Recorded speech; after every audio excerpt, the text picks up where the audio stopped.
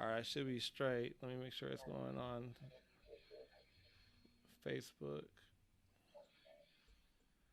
Let me go live on Instagram. Well, ladies and gentlemen, we are here again, as we usually are in the history of being black in America. Uh, some more BS, another protest, trying to figure it out, trying to fix it. And I figured I went out today because there's been a lot of conversation and videos out of people who are not part of the movement co-opting it and making it look like it's us doing stuff, from spray painting to throwing rocks to all types of dumb shit. So I went out to go investigate for myself, and yes, it is true. People are on some bullshit. If you guys want to see the full interview and you're on Instagram right now, this is also live on Facebook.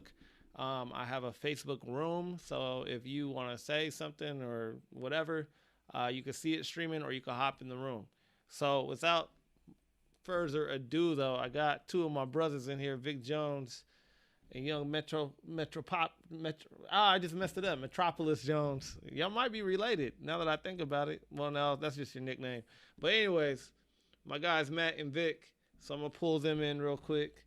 Uh, and so Matt was out on the front lines, snapping some epic photos. And Vic, you went down in Seattle too.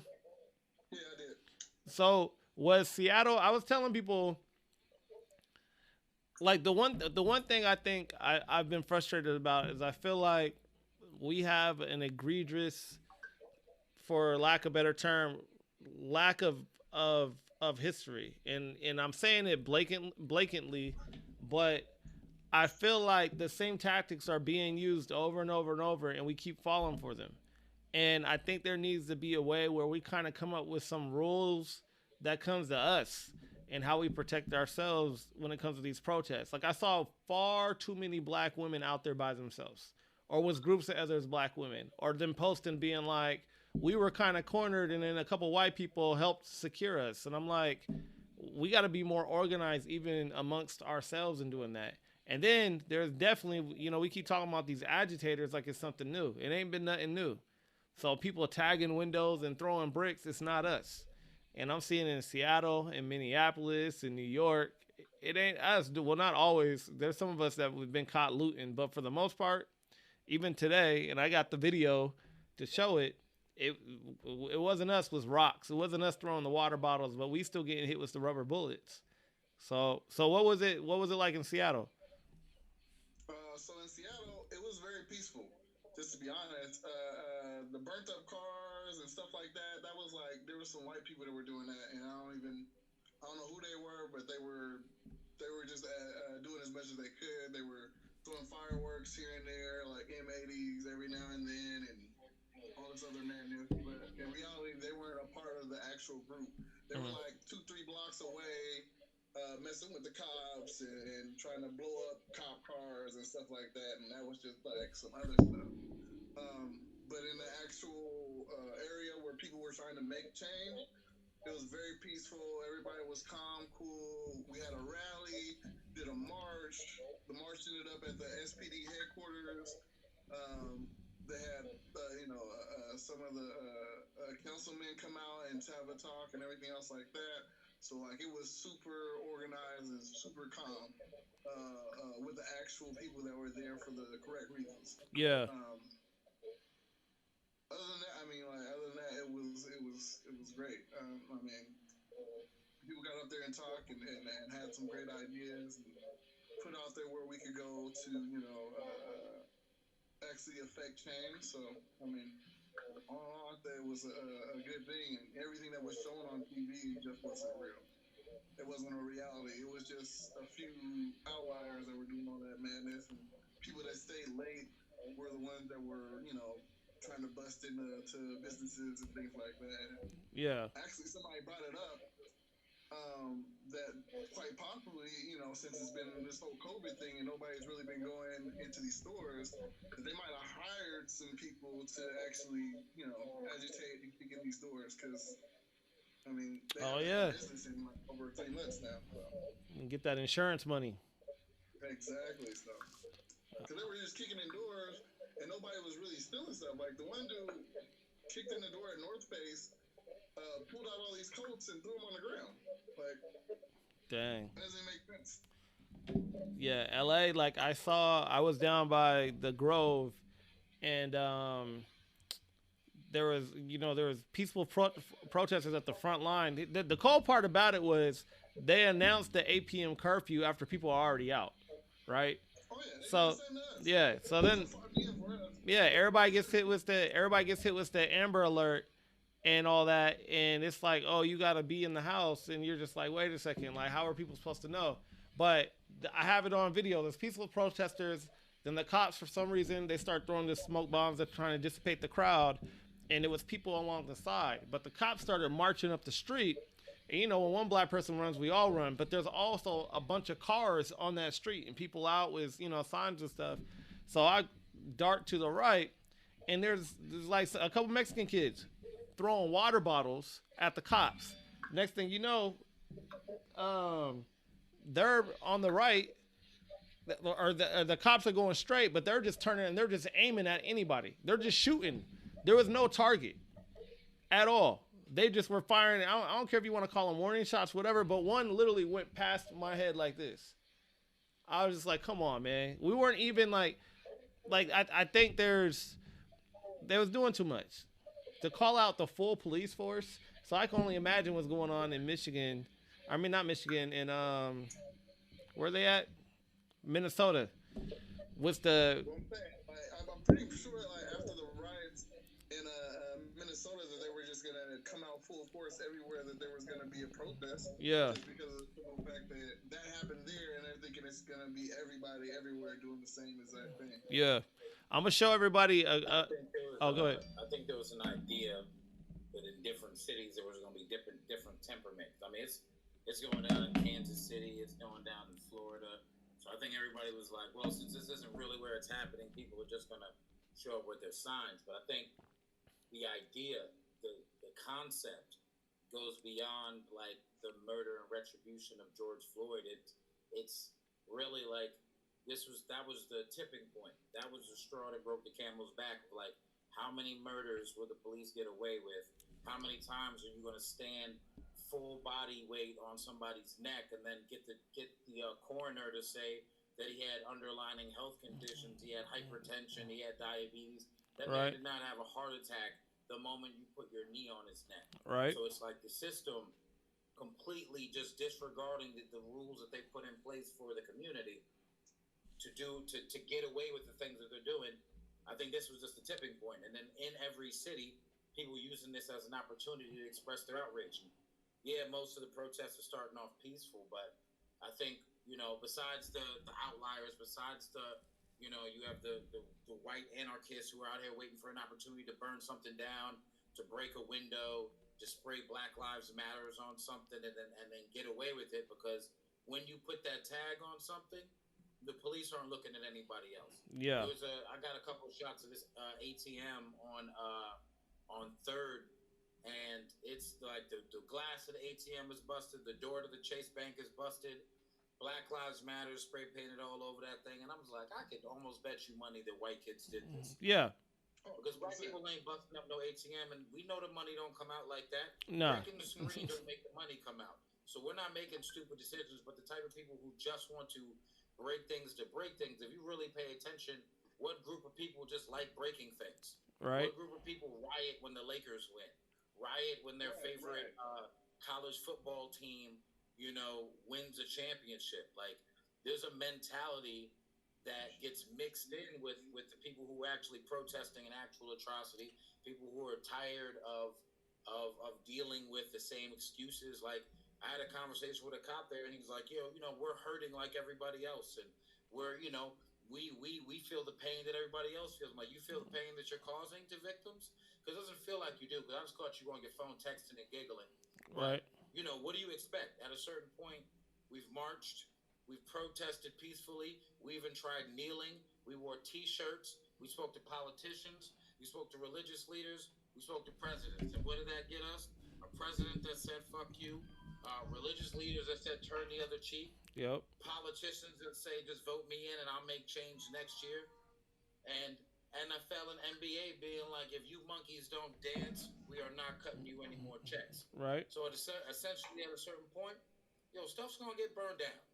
And for the conversation about like you're burning down your own neighborhoods, last time I checked, I don't own anything over here.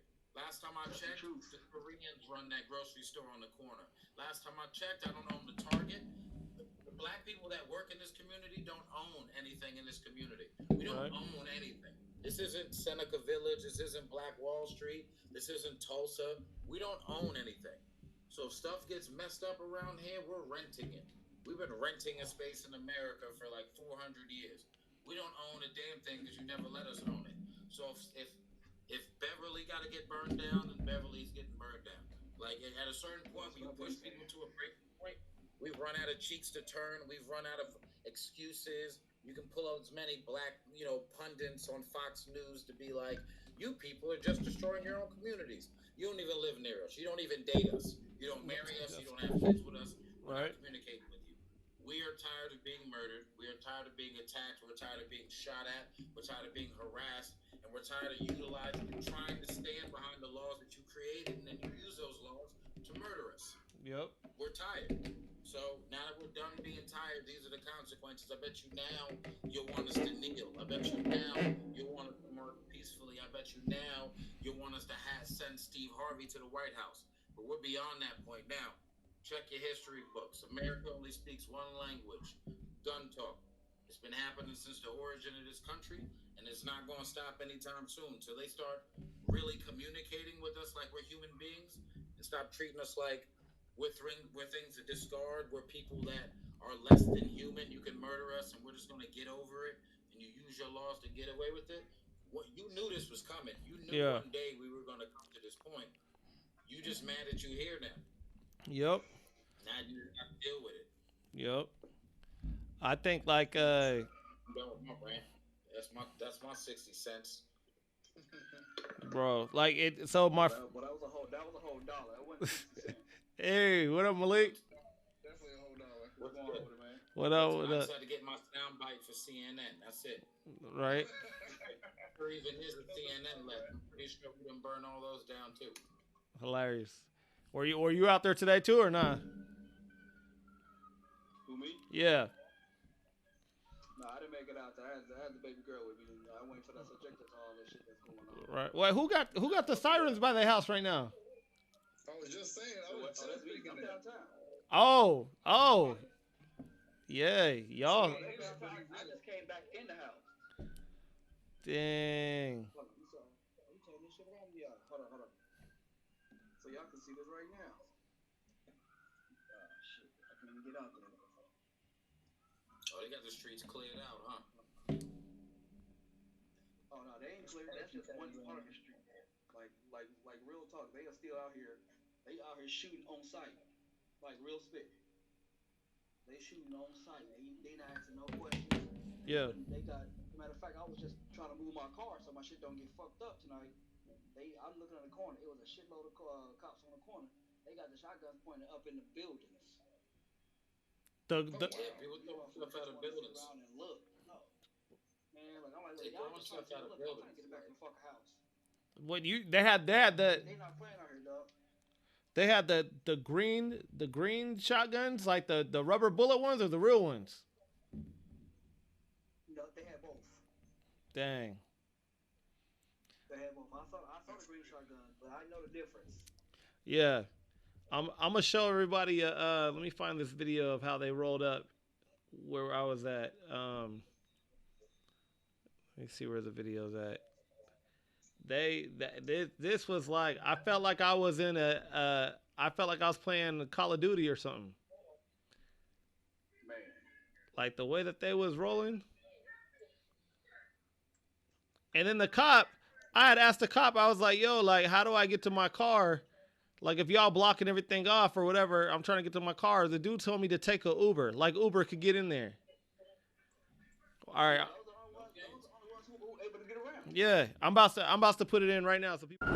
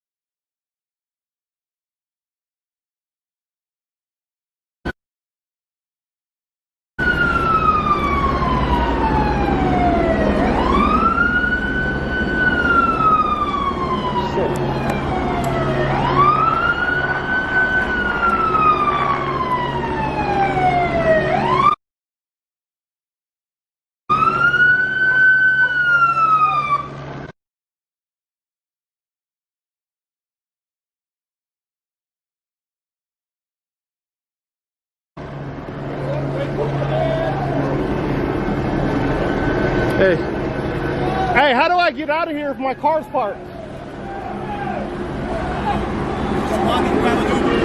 You said what?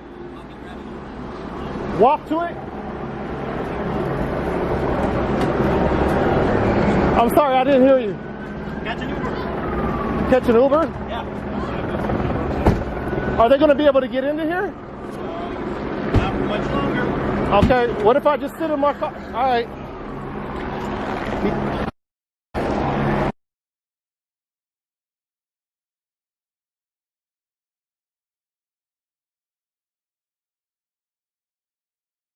You understand why the people are protesting. It's because one of your cops killed us. Like, massacred, murdered us.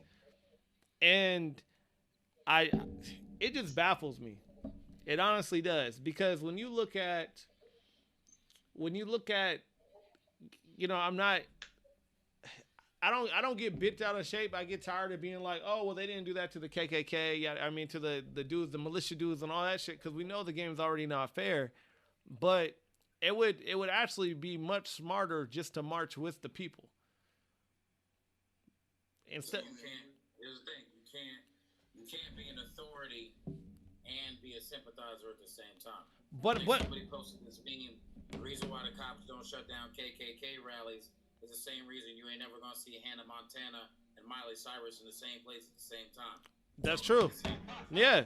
No, that's very true. Understanding that the idea of the police force, the originators of the police force, were never us. So when you maintain that authority, you can't break. When you think about the countries like Brazil or even the police in Beijing, when the protesting was happening and they crossed over, that was a major hit. Yeah. To like the authority of the police force. When they were like, you know what, we're gonna put down our shields and we're gonna put down our guns and we're not gonna fight you anymore. That was a hit to the government because it's like your own people are turning.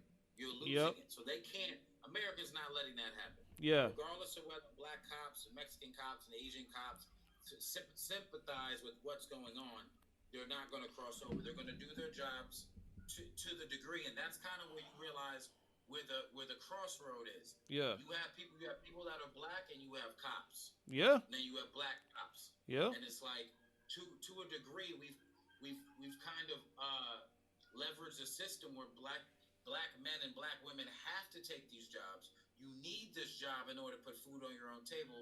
So now you have to basically be the authoritative force going against your own people, but you can't be both sides of that. You have to pay your bills. You have to maintain the law. Not understanding that when you go deep into the law was never for us. Yeah. You know what I'm saying? Like the national anthem, verse 2 is all about slaves. Like, you wonder why we don't stand up and sing that. We're not singing that racist ass song. That song is about killing and catching slaves. I'm never doing the national anthem ever. That is never my anthem. This is never my country. I'm just an Airbnb and on stolen property. Like, that's the mentality that puts black men and black women and Latin men, Latin women at the crossroads where the job requires you to do things that are not viewed positive by your own people, but you got to do your job. You try, 9 times out of 10, 9 days out of 10, you're maintaining law and order. You're actually catching real criminals. But when the law turns against its own people, when you have civil unrest, like, that's when it's like, well, who does the law apply to? Does it apply to you? So you can kill people in the street and there'll be no repercussions. But if I kill somebody, it's I'm a wrap. life. White cop shoots somebody, he does no time. But that Indian cop that let off a warning shot is doing 13 years. Yep. Like, why doesn't the law apply evenly across the board? And that's when you realize it was never built for us. I mean, I even posted earlier. I was like, cops came from slave catchers. That's literally where the policing came from, was slave catchers back in the day. And when you think historically, though, I think about when they were integrating schools, and they had to send the National Guard down, and some cops escorted kids in, but it was kind of more of a political thing than it was a social justice thing. You know what I mean? It was like pushing that agenda. We were backing this law. Yeah. So whether you like it or not, now if that was the moment that white cops have to show that they got to do something that they didn't want to to do. And they, you know, but the white people are still spitting on the black students. Yep. And the white cop is trying to get through the day. If you wanna see that balance, be in New York during Labor Day and listen to the white cops that have to work the Labor Day parade. Yep. Listen to the racist things that come out of their mouth, like I can't wait for this monkey parade to be over, or I hate being down here with this many people. It's all blacks and it's Caribbeans celebrating their culture peacefully, Yep. non-violently, and yet you still get officers saying crazy things. But you have to understand the mentality of the fragility of the Caucasian personality. Yeah. These dudes are not used to being in a position where they're weaker or they're outnumbered. Yeah. Now, situations where we're coming outside and showing our numbers, you're going to get the over-aggressive white guys. You're going to get the dude who didn't make the football team because all the black guys got all the shots. You're going to meet the dude that like lost his girlfriend to a black dude and never got her back. You're going to get all that Caucasian animosity building up. Yeah. Behind that person that can use the law to express that on you. Yeah. He can beat you at the Billy Club because everybody around him is going to protect him. Yeah. It's a messed up system. People keep thinking if you use the system, you're going to fix it. That's not how it works. The system is broken. Yeah. Malik, you watching cartoons? Vote out, huh? No, hold on. Who got TV playing? Oh man, that's me with the kid. Oh. I was like, hold on. Somebody went straight cartoons on their joint. Hold on, I might. But like, that's the thing. Like, you absolutely should vote in November and get Trump out. And then maybe like a year in, we can get Biden out and come up with a better solution.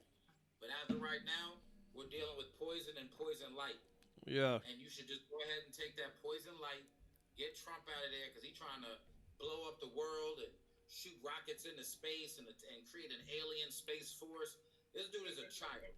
Trump is that kid Billy from every American city that had a little red flyer wagon and was just running down the street. He's straight up Dennis the Menace. Right. He's Dennis the Menace as a grown ass man. He never grew up. He doesn't know any adult words. He has the vocabulary of a fourth grader, and he wants to press all the shiny buttons. He wasn't gonna get out of here unless he got to play with the military toys. He wasn't gonna get out of here until he got to play with the rocket toys. He's not gonna get out of here till he gets a Scrooge McDuck and a vault full of money. Like he's a child that gets to play with all the switches. We'll get him out, but at the same time, we need to acknowledge that our other option are like old white pedophiles. Like all of our politicians are old white pedophiles. In a country full of supposedly like honorable and respectful people who care about each other, we are just surrounded by human trafficking pedophile old white men, old white women. And I was like, how are these the only options? But this is what we do. We keep allowing them every 4 years to show up with hot sauce in their purse, or show up to a Kirk Franklin concert and say that they with us and be dancing on stage like some idiots and some coons. Yeah. And then we send them votes. Like, yep. Yeah, they hanging out with Diddy, rocking the vote or die. They're doing all this bullshit to get black votes, pandering to blacks and Mexicans and Latins and Asians. And then once they get that vote, it's like paying somebody to paint your fence before they actually paint your fence. Like, yeah, I gave you $3,000. You're going to pay my fence? Yeah, I'm going to get to it. We've been waiting for them to get to it. Right. Since the early 1900s. They not like Democrat, Republican. It's the same dirty faucet. CNN, Fox, the same dirty faucet. We getting fed the same bullshit every 4 years. And then Trump, Bush, Obama, Yep. It's the same garbage. Nothing has changed. The same countries overseas still getting bombed ridiculously. That hasn't taken a break in 20 years. And you can pick whatever president you want to back. But Obama was bombing Syria and Libya too. So, like, presidents don't do shit. They don't. You know we need to get rid of? All the old white guys that sit in Congress. These old white people don't die. I don't know what it is. These are the longest living old white people I've ever even experienced. They're all like 9,000 years old. How old is the fucking Rothschilds? How old is that dude? Right.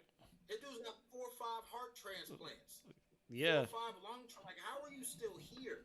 Yep. All these old white guys with their old white guy mentality, waiting for us to fill up Social Security so they can drain it, so they can go golfing, so they can go hang out. Get rid of all the old white guys politics, period, and see some stuff change. Yeah. Problem is, we let a dude in that said he was going to drain the swamp, and he did that.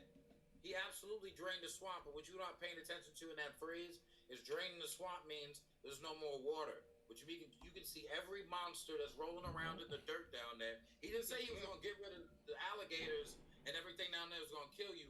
He just said he was going to drain it so you can see it. Yep. So he just flopped it in his own little buddies into his clubhouse.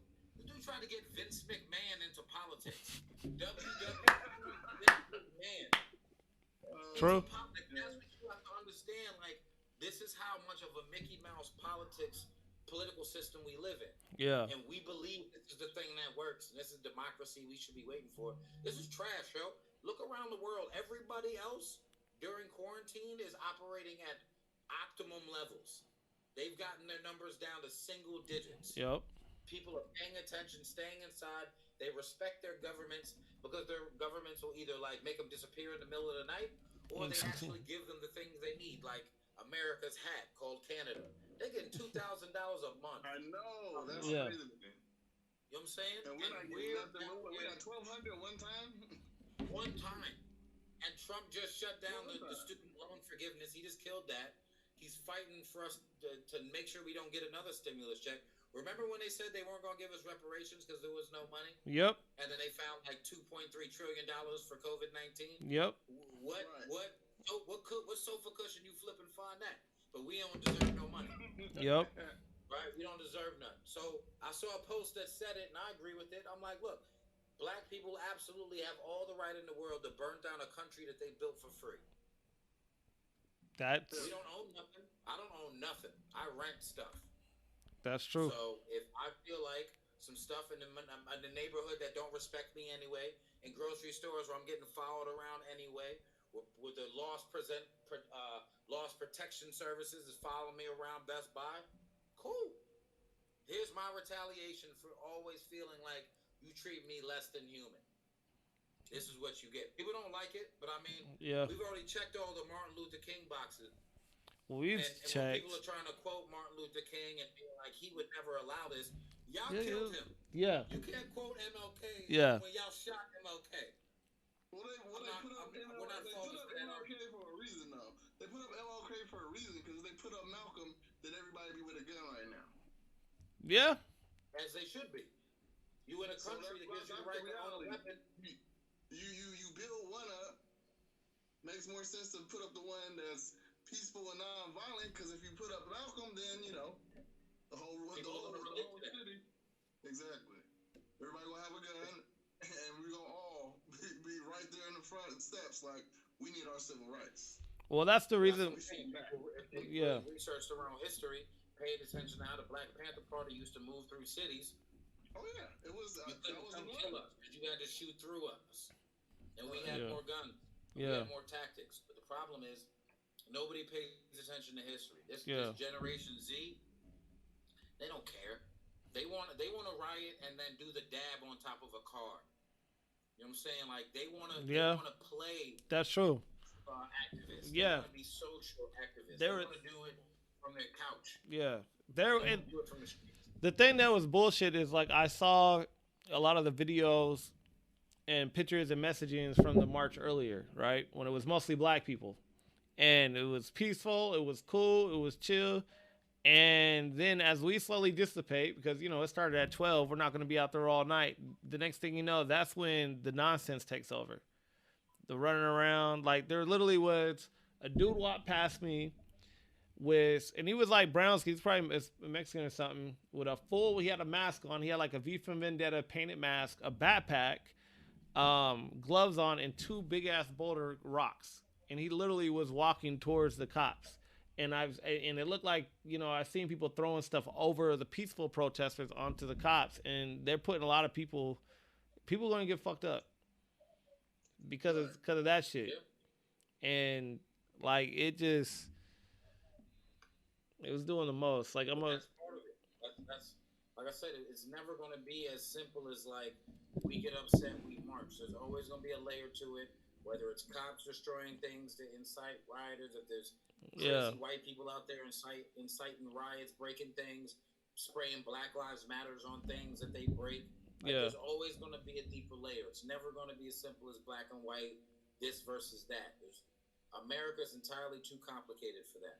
Yeah. Entirely too complicated. So you got to acknowledge and weed out the people causing the problem. The thing is, like, these are protests that turn into riots. Riots aren't organized. Yeah, at all. You know what I'm saying? They're not planned. The one reporter even said it. He was like, "Oh, the riots are chaos. It's Yeah. just straight chaos down there now." And it's like, yeah, because we all left. Everybody that was part of the march, they all gone. Yep. And now that they're looting and all that other stuff, yeah, it's pure chaos down there now. That's not us. We not down there. If you pay attention to all those photos of looters and that Target, I mean, that was just a bunch of white people in there stealing shit. Yep. Who got bricks?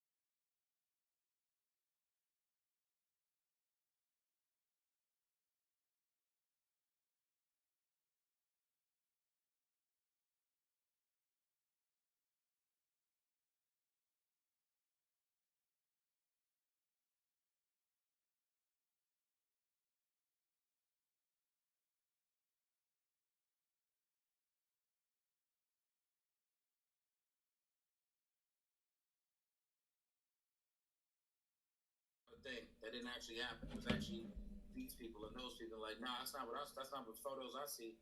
That's not the picture in the books I got. And you got to be like, yeah, unless we document it. That's why I went outside today. I was like, unless we document it, we don't have any evidence to the contrary. We can't hold anybody accountable. We can only do hearsay. Hearsay is not enough. That's very true. Yeah, man. What up, David? What's up, man? What up, man? I'm trying to see if I can't see your screen's still black. Oh, no. Ah, You do that on purpose. This guy hiding, man. Yeah, and I mean, I guess the other thing I'm trying to figure out, or I think that we need to figure out, is because the protests turned into riots, and we seem to pretty much exit at the same time. It's like, what is the proper protest strategy in 2020? You know what I mean? Like, because I just see us, we meet up, and people get on a microphone and talk, and then we march and say we don't want to take this no more, and then we go home, and then other people riot, and they blame they spray tape Black Lives Matter and all that shit, and they blame it on us, and it looks like we're destructing property and all that, and it stokes the flames of the racists even more, and then we chill out, we get back to our lives. Like, think about the amount of people tomorrow they're gonna do a versus of Kirk Franklin and Fred Hammond, right? Mm-hmm. And all right, so now Negroes are gonna be pacified and like, oh yes, and I'm honestly, well, some of them, I'm just tired of, like, we get enraged, and then the same religion that was used to persecute and continually oppress us is used to pacify our anger, because now all of a sudden we're supposed to turn the other cheek and love thy neighbor. And as yeah, I mean, that's your choice, though. That's a choice. Don't nobody hold no gun to your head. That's true. Tell you to pull up. Like, nobody, they give you an option. That's the one thing it is. If you choose to continue to go out there and let them punch you in the face and then turn the other cheek and punch you in the face. Remember, Jesus had superpowers, so he can eat that. You ain't got no superpowers. Yeah, that's true. That's true. You know what I'm saying? Like, you're not Bruce Leroy. You're not catching no bullets in your teeth. Yeah. So in reality, I kind of like what they did in New York, where they was trying to, snatch up people and they wasn't letting them. For real? So, in reality, the thing about about that is that's a very thin line, right? And I had a conversation with and I got a couple of friends. I got friends, frat brothers in the cops. Letting them just do this shit and watching it. See, that's the problem. There's a generation of watchers. We're a generation of like, well, I'm not going to risk my life and try to stop this dude from murdering someone, but I'm going to document him. That way I can use the law to punish him later. Otherwise, this dude's already dead. Yeah. He's already dead, and the law ain't going to punish him. Nope. And he's going to get death duty and keep it moving. And that I think is the key, is we keep thinking that this law is going to protect us when it continually is fucking us. And so by documenting the camera, I mean, the same stuff, it's going to keep happening. It's happened before. We just got cameras now. We got cell phones that upload faster. We got Philando Castile got shot on Facebook Live. Turning the camera on somebody, like you're saying, is not going to stop them from dying. All it is documentation, and then they're going to get off. So you want to get to the root of it, you need to fix the cause of it, right? So the cause of it, who's killing us? It's not, kill that whole concept of black on black crime. Yeah. Is made up as far-fetched an idea as Asian on Asian crime. And you've never heard of that. Yet the Yakuza continue to kill Asian people all the time, and nobody calls that Asian on Asian crime. Right. You know what I'm saying? The MS-13 kill Latins all the time, and nobody calls it Latin on Latin crime. So the whole you guys are killing your own people. Everybody's killing everybody. Right. The concept of crabs in a barrel is crabs in a barrel regardless of race. The idea, the underlying thing behind that people tend to forget, that a crab's natural habitat is not a barrel. We were never meant to be put on top of each other and fighting for scraps to survive. So survival, yes, people next to you are going to die. If you start paying attention to education and training are the two things that you want to fix what's going on in the streets. Educate the youth. Educate our people. Educate us in our own history. Actually know our own origins and know what we're capable of and the great things that we've done. Yeah. So we stop thinking of ourselves as worthless lives to be thrown away to be killed. Yeah. Then educate these officers who are under the impression after 6 to 8 months of training, they can lose their cool and kill us. Yeah. Even though we have no training, we're supposed to be cool as a cucumber with Yep. a shotgun in our face. Yep. You know what I'm saying? That's where you get these underqualified people in these positions. And that's why I go back to the Caucasian fragility. These dudes who are never, they see black men, and I urge people to think about it like this. As a black man, as a black woman, as a black child, to them you are literally a wild gorilla or a mountain lion that's escaped from the zoo. Every time, the reason why they clutch their purse, the reason why they move to the other side of the street, the reason why they follow you around a store, you are a wild animal capable of hurting them at any moment. I can't think of a white person that can put hands on me and thinks that they can win. And I'm only 5'6". Yeah. And I don't know any of them old enough to even make that move without being drunk or high. Yeah. But to them, all we're portrayed as is violent, aggressive creatures. On TV and movies, we allow ourselves to play these roles of junkies and pimps and drug dealers and underground fighters. All we are these aggressive things. When they turn off the TV and go outside and they see you walking by at an astonishing 6'4", 250, you are a gorilla fresh out the zoo. They don't know what to do. Yeah. They don't know whether to give you that fake little smile that they do. That takes all the Yeah. off their face. Yeah. They don't know what to do because they're automatically scared of you.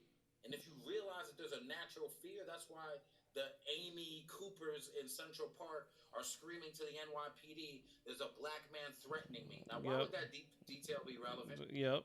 Why is an African-American male threatening you more relevant than a male threatening you? Yeah. Because you know the aggression level. You know how to weaponize a Exactly. system that is scared of us. Yep. They know if a black guy's in a park threatening somebody, it's a shooting situation. Bring all the guns. No reason to use non-lethal because he won't go down. Yep. It's you have to understand a lot of the training in various cities, whether it's New York or LA, Miami, wherever there's a hood, that's where dudes fresh out the academy go. In New York, you get out the academy, you go to Brownsville. You don't get to go train in Wall Street and see people stealing gum from a newsstand or jumping over the turnstile. You go to Brownsville, where you're guaranteed to find criminals that look a certain way and sound a certain way, so you can train your eye to look for certain criminals. Remember that scene in Men in Black where Will Smith shoots the little girl in the training, and they ask him why he didn't shoot any of the monsters? It's like, oh, my man right there, he just working out. And that dude over there, he on his way home from work Yep. with that little white girl got all these books that are beyond her understanding. It's understanding that they're training you to Yep. treat everybody that a certain way like a criminal. Yep. And that's that mentality. When you pump out that many cops, you're not sitting down to give them psyche valves that are really going to figure out, do they have an issue with black people? Do Yeah. they have an issue with Puerto Ricans or Dominicans? Do they have an issue with Asians? You're like, yo, can you shoot straight? Yep. Great. If I tell you that person's a criminal, are you going to question me? No. No. You're going to be a good officer and do your job? Good. You're in. Yep. And talking to cops earlier, they were like, yo, out of 10 cops, I was like, how many black cops out of 10 officers would jump in and break up something that's illegally happening between officers jumping on a suspect? He was like, dude, I do it.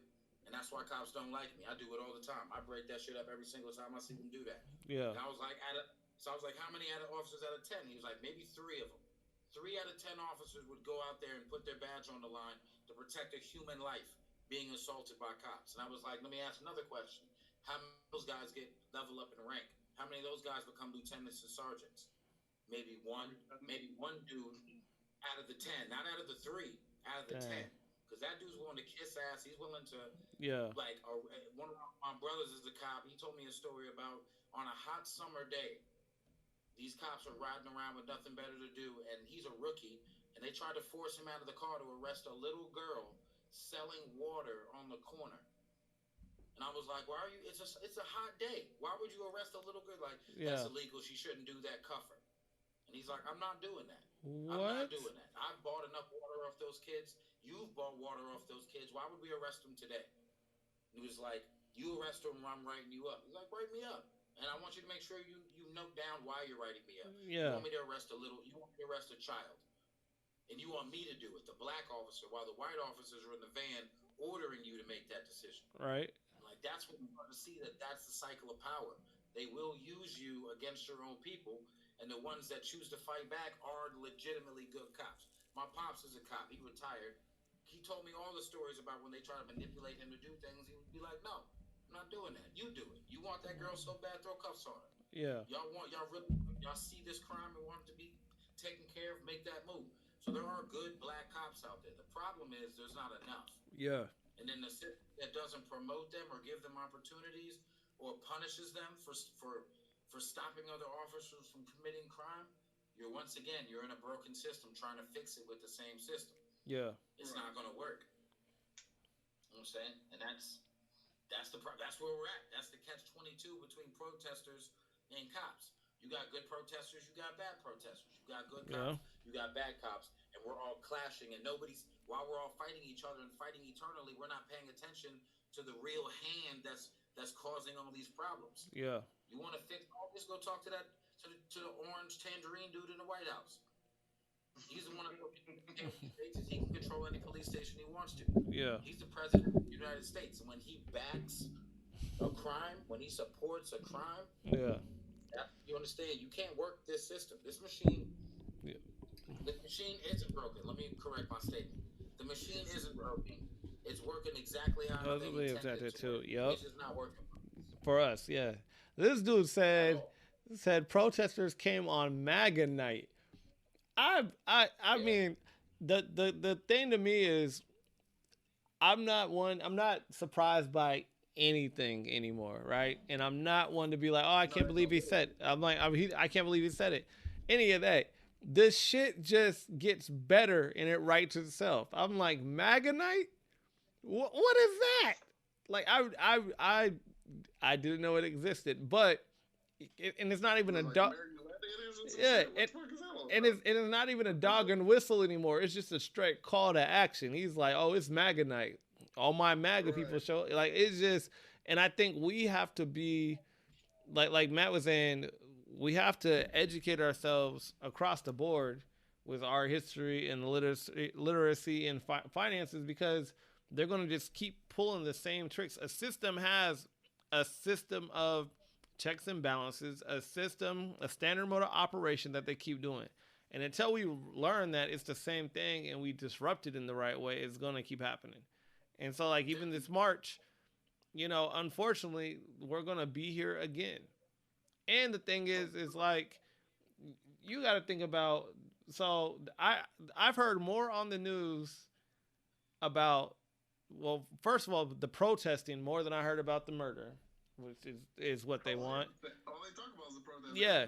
Talk about what the murder happened. And then it was about SpaceX today. So I'm like, it's crazy. We in 2020 and, we could fly to the moon in a reusable rocket and we still can't figure out racism. We still can't figure out that killing us in. I know we figured out racism. It's still around. It's still around. Fixing racism. Yeah.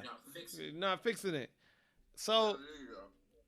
it's just like, it's just for me, my concern is when we do protest, when we do organize, how do we do it where it's safe? And it's almost to the point where, like today when I was walking around, I understood. I mean, this is, the previous Malcolm X when he was just like, I like my coffee black because it stays strong and it keeps me up. I don't want to integrate it, right? Before he went on his pilgrimage, because when you have agitators that don't look like us fucking shit up, it's like, why are you even here? Don't be here.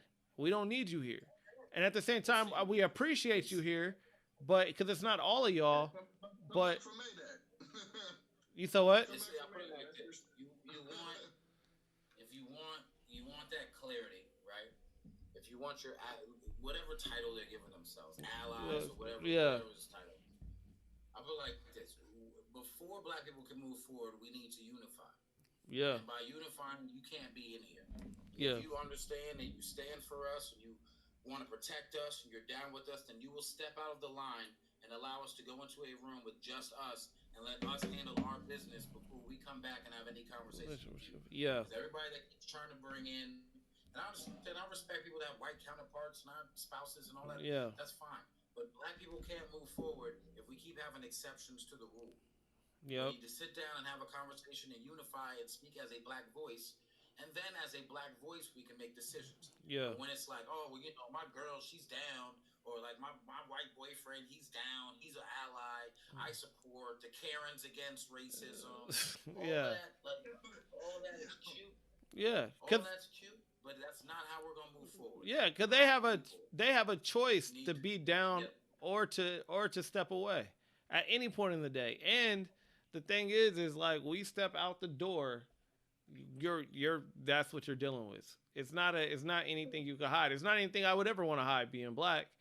It's not a choice. And other people could choose whether to be allies or engaged. And I'm looking at everybody sideways anyways. Like when the cops rolled up and this one girl, she had like a handful of wet wipes or whatever, like in the package. And she was like, oh, are you going to be around? Do you need one? I'm like, I'm not taking no Corona wet wipe. I don't know what's in this. I'm good. Like you're not catching me slipping.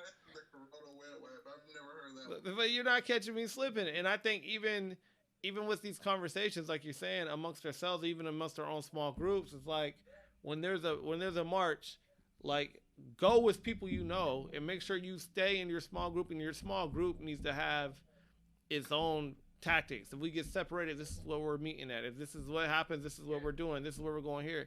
There's too many of us. I've been using this same one since I was a kid. Me and my brothers get separated during fights and all kinds of issues. It has always worked. It will always work because nobody ever considers it. Meet me at the GameStop. Meet me at GameStop. I don't care what's going on or who you're fighting, who's chasing you. Yeah. I promise you they're not going to look for you at GameStop. If you get separated and you Google the nearest GameStop, I will meet you there. Yeah. That is the meetup. Everybody knows you going to the GameStop. Well, they're not going to remember. Yeah. The heat of it, that's training. Yeah. This is decades of input. Yeah. Like I already know on a whim where to run to, hit a right, hit a left, never run in a straight line, zigzag. Like I know how to get away. Yeah. And I'll know where to pull up to. And if I could share that knowledge, everybody figure out your own GameStop. If you're like, yo, we're gonna go to the protest and the car is parked here, but we're gonna walk in this direction. Yep. And we understand they might block it off here or block it off there. Yo, if we get separated, meet me over at this location. Meet me at Nordstrom's. Meet me at whatever you feel is the safest place for you. Yeah. No, it's true. Cause I was zigzagging. I was zigzagging between buildings. Cause man, they was. I was like, there's no way, So were they shooting rubber bullets at y'all? Or what bro. was it? Yes, and literally like the main street is here. They're coming there and they start marching down the street. They're the rubber bullets and all that, and they're trying to clear this way and push cars back. And there's people trying to just get out on the side streets, and they just turn in and just pop, pop, pop on the side street. I'm gonna put the video up where it literally went by my. Hey, Cardi's in the building. What up, brother? Oh man, this guy right here, the funniest dude on the internet. What up, bro? What's good? What's good? Word. Yo, Bros, how y'all doing? were you Yeah, we here. were you out there today? Nah, I just got off work, man. Like, I'm back in the crib, drinking away my problems. Regular shit. I feel you. I feel you, man. My girl was out there. My girl just told me, she told me this shit was crazy. Yeah, it was wild. Bus is on fire.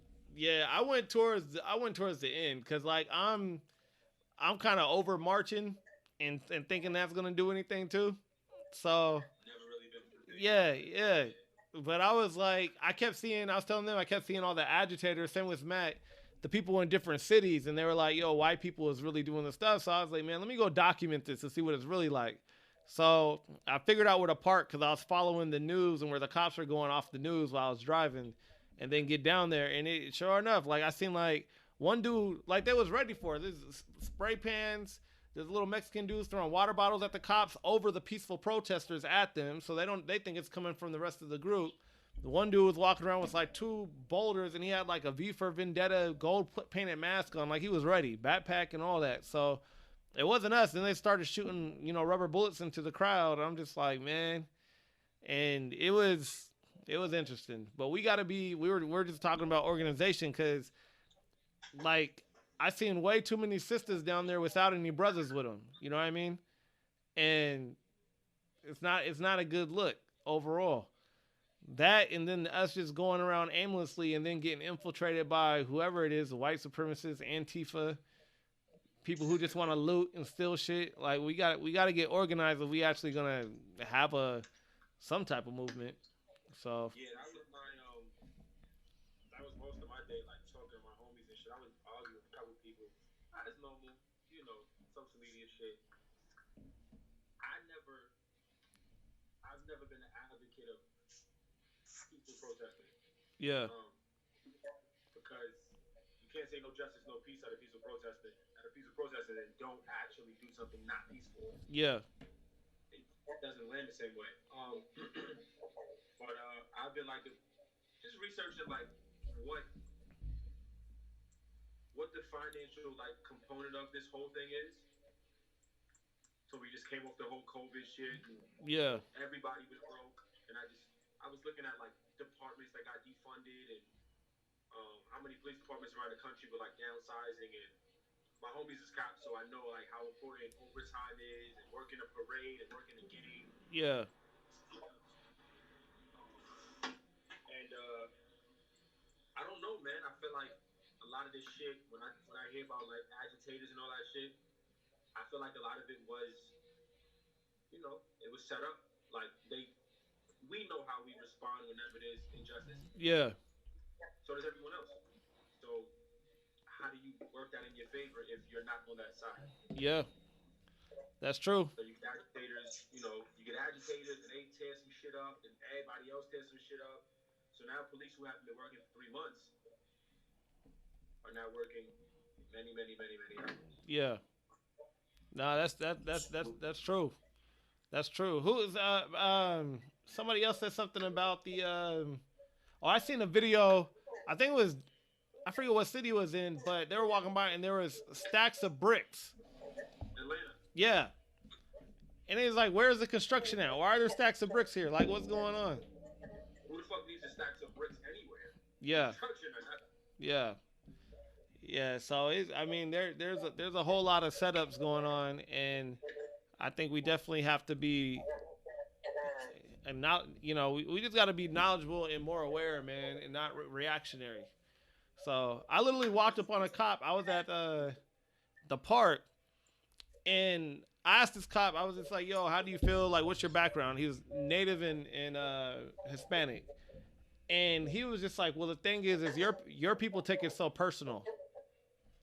And I was like, he said that he told me, he's like, the thing about all this, I don't know why I'm getting an echo. Hold on. Let me see. I'm mute mine. Can you guys hear me now? Without echo? So he told me, he said the thing about this is your people take it personal. And I was like, what do you mean your people take it personal? Mind you, he's a sheriff. He's been a sheriff for 20 years. And he was like, well, my people, when we see one of ours doing something like that or doing anything or getting into a situation, we kind of look and we evaluate it based off of the person. He's like, whereas your people take it personal. I said, hey, bro, you missing the whole point of this. Personal? And I was like, you talking about a knee on the neck for 8 minutes and a man, you killed a man. How else are we supposed to take it? And so it just, it's stuff like that blows me. And I think we just got to understand that, like,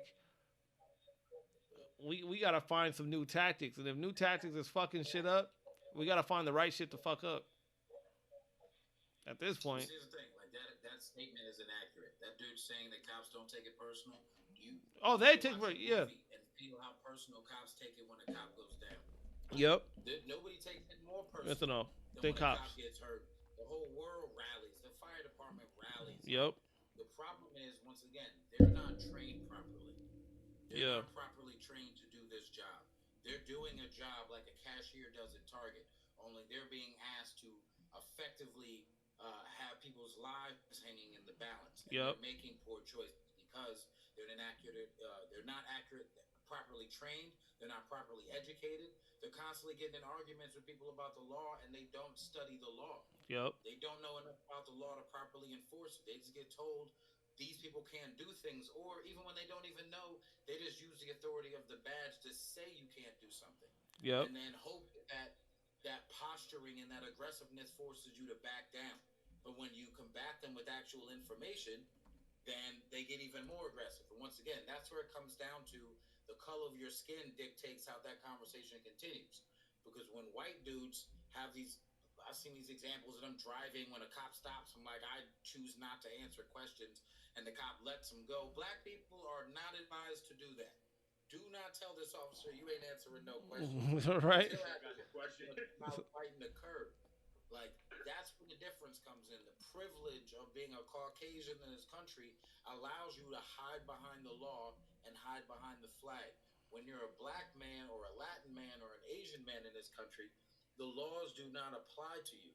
And unless a Caucasian backs you, don't even try to go down that route. It was all those cases leading up to it this week with, like, the UPS and FedEx and Amazon drivers that are being harassed by people in neighborhoods because they're black and they tell me they look suspicious. How am I suspicious in a FedEx truck with a FedEx uniform and FedEx packages? Exactly. What could I be doing illegal? What am I doing that's not, like, that's the, and also the empowerment that they feel they can harass whoever they want. And then until a white guy comes and is like, it's okay, they're supposed to be here, then they're like, oh, well, I was just checking because I don't know him. Bitch, you ain't supposed to fucking know me. Yo. I ain't Billy the Milkman. You don't get to just know me. I'm running around. I'm doing my job, paying my bills. Right. Man, when I tell you, check in with every Caucasian. I was just talking to Vic. I don't know where he went, but back in, like, this had to be like 2009, we got guns pulled on us by bicycle cops, which is even funnier because, like, not funny, but it was after the hindsight, I was just like, y'all really rolled up on us. It was 5 bicycle cops, 5 deep. It was like 2 on each side, 1 in the back, and then like 2 other cop cars. And we sitting there after filming, actually for Kevin Fredericks.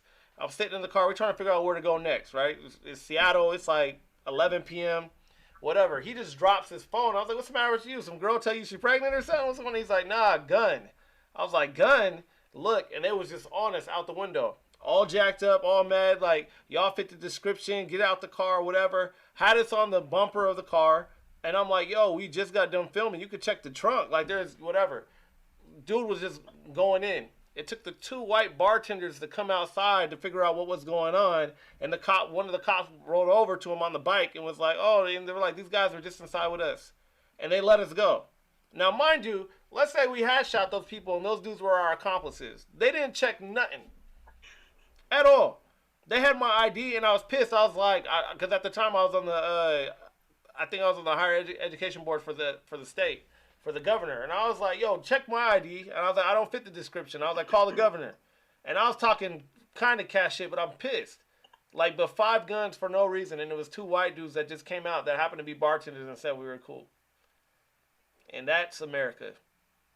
The police's job, unfortunately, we've been taught that it's to protect and serve. That's a complete fucking lie.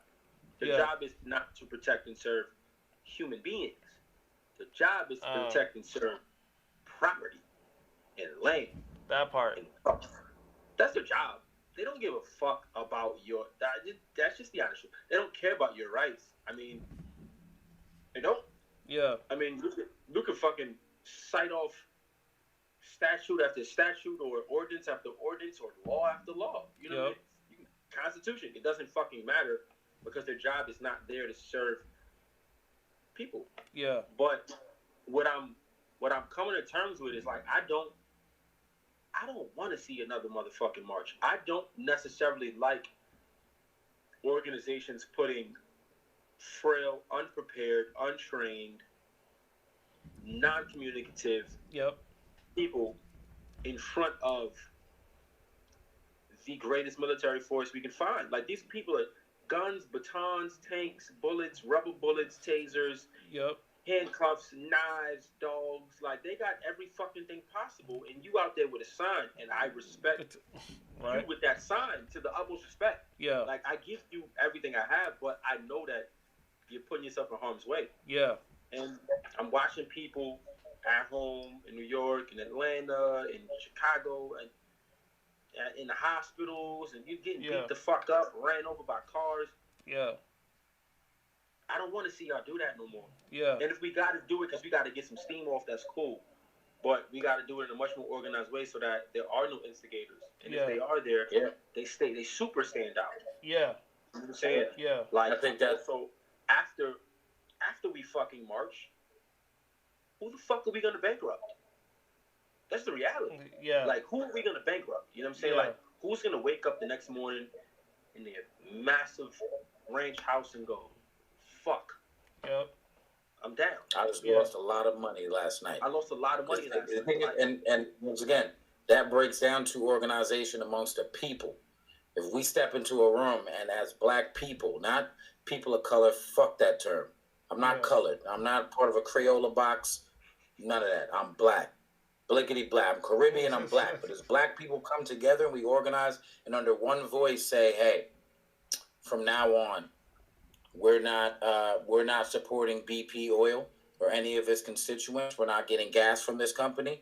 We're also not going to support. We're not going to buy or purchase any products from this major corporation. And actually hold that. Like, this blackout that's coming in July, first of all, it's the dumbest thing I've ever seen. Because I'm like, you're doing a blackout of holding black dollars after July 4th? Black people are going to buy all their meat before July 7th. So what is the point of having a blackout for July 7th when the major holiday that doesn't even pertain to us is July 4th? You really want to do it, you say, hey, black people, we're not celebrating Independence Day because guess what? We weren't free during Independence Day. So how about during the month of July, we're not supporting any of these businesses. So buy your meat, cook your own food, grow your own food. We're going to start finding other means and other businesses and small businesses to buy our products from. Yeah. And we're not going to support big business during the month of July. Not a day, not a week, a month. Yeah. And then if you stay unified, let them feel it throughout a quarter. Because to be absolutely honest, they need every dollar we got. They need every single one. They already heard it. We're not going. I'm gonna keep it a stack with you. If you look at most major corporations, sometimes as consumers we assume that they're separate, right? So you look at the best example I can give people is that I always use LVMH, Louis Vuitton Moet Hennessy. That umbrella got to be like 40 companies deep, and most of them are the companies that pop up in pop culture references. Hennessy, Sephora, Louis, all fucking all of these quote unquote luxury brands. Yeah. I ain't saying you got to bankrupt all of them. You only got to pick one, because the way the economy works, it's cyclical. Let's just say it's just cyclical. It just takes one, literally one company to go, I think they're serious. Yep. Them niggas that show up at the courthouse for you. Hey, we can't have this shit no more. I ain't saying I don't give a fuck what's going on. Don't touch them no more, because that's my money. And particularly with us, we dictate what happens in the world. If we say, yo, red markers is cool today, fucking red markers go up 70% the stock market. Yep. If we say, yo, rubber bands ain't it today, rubber bands tank. It only takes one fucking company. I used to think, damn, we got to do this shit for fucking 6 months. Nah, we don't. The economy is smaller. The world is smaller than when Dr. King did it with the bus boycott. Right? If niggas don't buy corn for a day, it's fucked, because cows don't get to get corn, which means we don't get gas and ethanol like we're supposed to, which means we don't get as much milk like we're supposed to. Yep. It happens really, really, really, really fast. Yeah. It just takes one thing, and we need to. It might take small satellite groups to have conversations. Yeah. And then it takes a unified. Yeah. It takes that unified conversation. The problem is, there's so much trouble in having that conversation. There's so much diversity. There's so many subgroups that you can't get. You couldn't even, like, I remember being in this conversation. It was a battle of the sexes that ended up getting, like, real political. But I was like, what are you? And this dude's like, oh man, I'm East Inglewood, blah blah blah blah. What are you? Well, I'm from Compton, baby. It's Compton Crip. Da da da. What are you? Oh, I'm Belizean. Oh, what are you? Oh, I'm Jamaican. Oh, what are you? Oh, I'm from Florida. Oh, what are you? There's so many. Nobody said the same thing. Everybody lives in the same city. Nobody said the same thing. Nobody will unify under one banner. So we can't have one decision made, because there will always be an infiltration. Like the Black Panther Party, like whoever gave up Malcolm, like the Nation of Islam, like there's always going to be an infiltrator that'll get in and feed the info back, so we can be dismantled from the inside out. Yep. And the thing is, I think, once again, that's why I was like, I respect everybody's choices of who they date, who they marry, who they have kids with, but this conversation needs to be black, black only. Like, I get you dating Latin girls, you dating white girls, that's your spouse, they're your ally. They cannot come in this room when we have this conversation, because I need to be able to 100% sure that I can have this conversation and then not get leaked out. And you be like, well, your pillow talk gave up information that tore down this whole group. Right. I need to be in a room with black people, for black people only, so we can unify and have a direction to head in. And then if everybody, all the allies that claim that they're with us, you can join in once we've come up with a plan and a position for you. You can't come Rachel Dolezal your way to the front of this and be like, well, I'm making decisions for black people because I'm now the head of the NAACP. I'm like, you're not even black. Like, you're experiencing, when you choose to go back to being white again, you can. Yeah. I don't have that option. I think for that simple fact alone, this is why I've just slowly subscribed to the idea of, and I went through this in my personal life. I learned that sometimes doing nothing is the best thing you could do. Like, we live in a capitalistic society.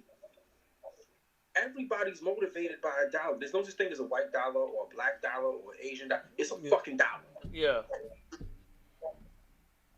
Because we have so many communication issues, because we have infiltration issues, because we have trust issues, because we have all these obstacles that we have to overcome, I just said, listen, I just won't do anything. I won't participate in this capitalistic shit. And I feel like if we slowly all take that stance, like, you know what, we're just not buying this shit. We just not buying nothing. We're not going to do nothing. We're just not going to do nothing. Yeah. I'm not going to march. I'm not going to curse. I'm not going to write no signs. I'm not going to talk to nobody. I'm going to just go to work, save my motherfucking money, and spend it with niggas who look like me. Yeah. See, I take that a step further, because I'm just like, I don't think we live in a capitalist society. I think we survive in a capitalist society. We don't thrive here. The system was never built for us to thrive here. Once again, the reason why I have no issues with protests, and I also have no issues when for the right reasons things are getting broken down, is because we don't own anything. There is no black community that we're destroying. This isn't Seneca Village. We don't have a community of banks where dollars that we spend go back into our own community. That Korean grocery store on the corner is owned by Koreans, and they still treat you the exact same way when you come in. Brooklyn being a prime example. We don't own anything in Brooklyn. Nope. Nothing. In most of these major cities, you don't own anything. So when people say you're tearing down your own city, you're tearing down your own stuff, we don't own shit. We just Airbnb in this. We just here. So if it gets burned down, the insurance company is going to be dealing with that. And at a certain point, the pressure is going to get put on them to be like, stop them from burning shit because we don't feel like paying out everybody. Because everybody's going to have a legitimate claim and we can't afford this. So if 4 white guys need to go to jail so we can save millions of dollars, it's exactly what you're saying. It's a money society. We will save money, put the white boys in jail, and let's give these guys the crumbs they've been asking for. But like I said, I take it a step further. Fuck America. This shit ain't never been nothing more than a pipe dream for us for hundreds of years. Do we think because we got a black president at some point we're going to be able to run America, that we're going to be able to knock out all those everlasting gobstopper-aged white guys that sit in Capitol Hill and sit on Congress and sit in the Senate? Those old white guys don't die. They won't die. They won't die. So if they're not going to die, then let's just leave them to starve.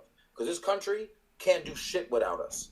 If the NFL is done, NBA is done, you have no sports, you have millions of dollars that are no longer to come in game after game after game. Anheuser-Busch about to feel that shit. The parking lot attendants about to feel that shit. Everybody who spent millions of dollars in advertising inside the arena about to pull that shit because there ain't nobody to look at.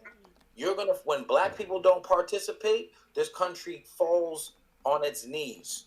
And if we left, and this is, the bigger Marcus Garvey-esque conversation, but I was like, we've been trained to think that life outside of America is a third world country. Have you been to the Caribbean? I wouldn't. The reason why people vacation in these places is because they're better than where you live. That's a fact. So I want to go there and stay there. Do I need to give up my position at my company? I will happily be a wedding photographer if I could wake up every day in the Bahamas or Antigua or Dominica or Aruba. I would be much happier growing up or raising children when they see heroes on TV, because we grew up with Bruce Willis and Sylvester Stallone, Rambos, and all these white guys that killed people that looked like us, and they were the good guy.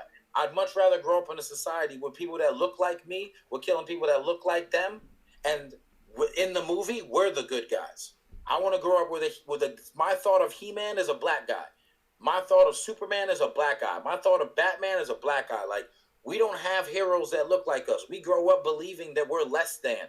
We might get a scrap character here and there. We got a black Flash, Wally. We might give you a black Superman, Steel. We get these throwaway shits to appease us. Yeah. But how about we grow up in a society that's all about us? Where you can grow up with a national pride. I can honestly say I have no national pride over America.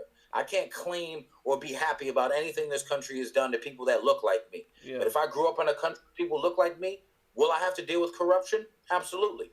We understand how much easier that corruption is going to be when it's not mixed in with 400 years of slavery, 400 years of institutionalized racism. But if I understand what I have to do to get a politician to do something I want is cut him a check, I'm going to cut him a check. And guess what? I'm going to cut another check and put a good politician in there and have him start running policies for the better. If money's going to fix that problem, I'll use money to fix that problem. Money can't fix racism. These people a majority of the people on welfare are white. 400 years of slavery. Yet, when you talk about welfare, you think about black. When they do the Obamacare, that was Affordable Care Act. That's the 64% of white people on welfare felt that shit. And they still rock with Trump because it's ingrained in them not to go against what the master plan is. But in actuality, a race of people that should be extinct in the next 25 years, y'all are not smart enough to how this is supposed to work. That's what I was going to get to. The question. Now, I agree with you. Listen, a mass exodus, America would maybe have a solid 3.5 years of prosperity. Maybe. And I'm being generous. Mexicans are backing out too. They're like, you know what? We'll be back in a couple of years. Let's see how y'all treat those Irish. Yeah. Absolutely, I'm being super fucking generous. But oh yeah, the reality is, we're looking at an inevitable outcome. Right? Yeah. Like, you know, we were just born at a time where we'll have to get our ass kicked and, you know, jump through loops and hurdles for our grandkids and great-grandkids, but they won't experience anything remotely close to this because white people don't reproduce at the rate we do. They really don't last. I mean, except the ones that get to, like, you know, buy heart transplants and participate in Pizzagate and fucking drink fucking virgin's blood. But besides them, like, most of these niggas don't really make it. You know what I'm saying? Like, they're meth heads. And if you look at just, like you said, 64% of fucking welfare recipients are white. They all live in Kentucky, Tennessee, Alabama, Mississippi, you know what I'm saying, Oklahoma, Texas. They live like that Bible Belt. That weird Bible Belt Midwest shit. And if you ever been down there, it's really creepy and spooky. They're not going to make it. The question is, do we... We can always go home, but do we thug it out and say, fuck it, we'll stay here so that, fuck, you know, when I do have my fourth generation for me, we get this and home? Yeah. If it wasn't for COVID-19, in July, my brothers and I were going to be in Nigeria, and then we were going to go to Ghana. And while in Ghana, with the advice of a Ghanaian chick that I met out here, I was going to go buy some beachfront property for the lowsy, and build on it. They give you a 50-year lease if you're a foreigner, a 99-year lease if you're a citizen. You buy that property, build on it, a hotel or whatever, and then I have something. Yeah. Damn. Yeah. Ghana. So I was like, my plan was to own property by the end of 2020 in Ghana, be making money, have a place to go to. And Ghana was doing the year of the return. They've been doing that for like 3 years. You can do your own AfricanAncestry.com, not necessarily Ancestry.com, the AfricanAncestry.com. Yeah. To kind of really try to track down your origins as they relate to the continent. If you have any like Ghanaian blood or in you, like I think you can work your way towards like full citizenship, like dual citizenship between the U.S. and Ghana. More options is always better than less options. Because when you think about how America played their cards this year, all the countries around the world, everybody was dealing with COVID. Everybody played it a different way. Russia clearly just shut down its borders, and if you coughed, they say step in line B, and if you don't cough, step in line A. And everybody in line B got marched out to the woods and shot. And he just kept it moving. He straight up played no game. Yo, their cases went from like 100 to like 4 in like 3 days. Like they straight just got rid of any problems. And that's how you handle it when you're a dictatorship. Trump is trying to work his way into a dictatorship because Kim Jong-un, you don't even know what he did. He probably did the same thing, but then again, there's probably no cases in North Korea because ain't nobody allowed in. You can't catch COVID if ain't nobody allowed into your country. Safest place in the world. His death. He faked his death. That was to see who was going to take that shot. He faked his death. Yeah. To see who was going to take a shot at the throne and then killed them too. Meanwhile, countries like Singapore shut down their borders February 18th or 19th, I believe. Single-digit cases. They took care of everybody that was sick. If they died, they died, but nobody else got sick and nobody else came in the country. If you weren't in Singapore by the 19th, you're not coming back to Singapore until we get this thing handled. America played this game where the creator of the Xbox is at the White House talking about population control. How does a dude who can't keep a virus off a computer teaching anybody about how to keep a virus out of a country? Why are we talking to Bill Gates about anything? Anything. Unless there's already an agenda in place. And that dude's been doing TED Talks on getting rid of people. He's been traveling to Africa, poisoning and sterilizing African women, village after village. They ran him out of several countries. He is banned from several African countries for sterilizing African women.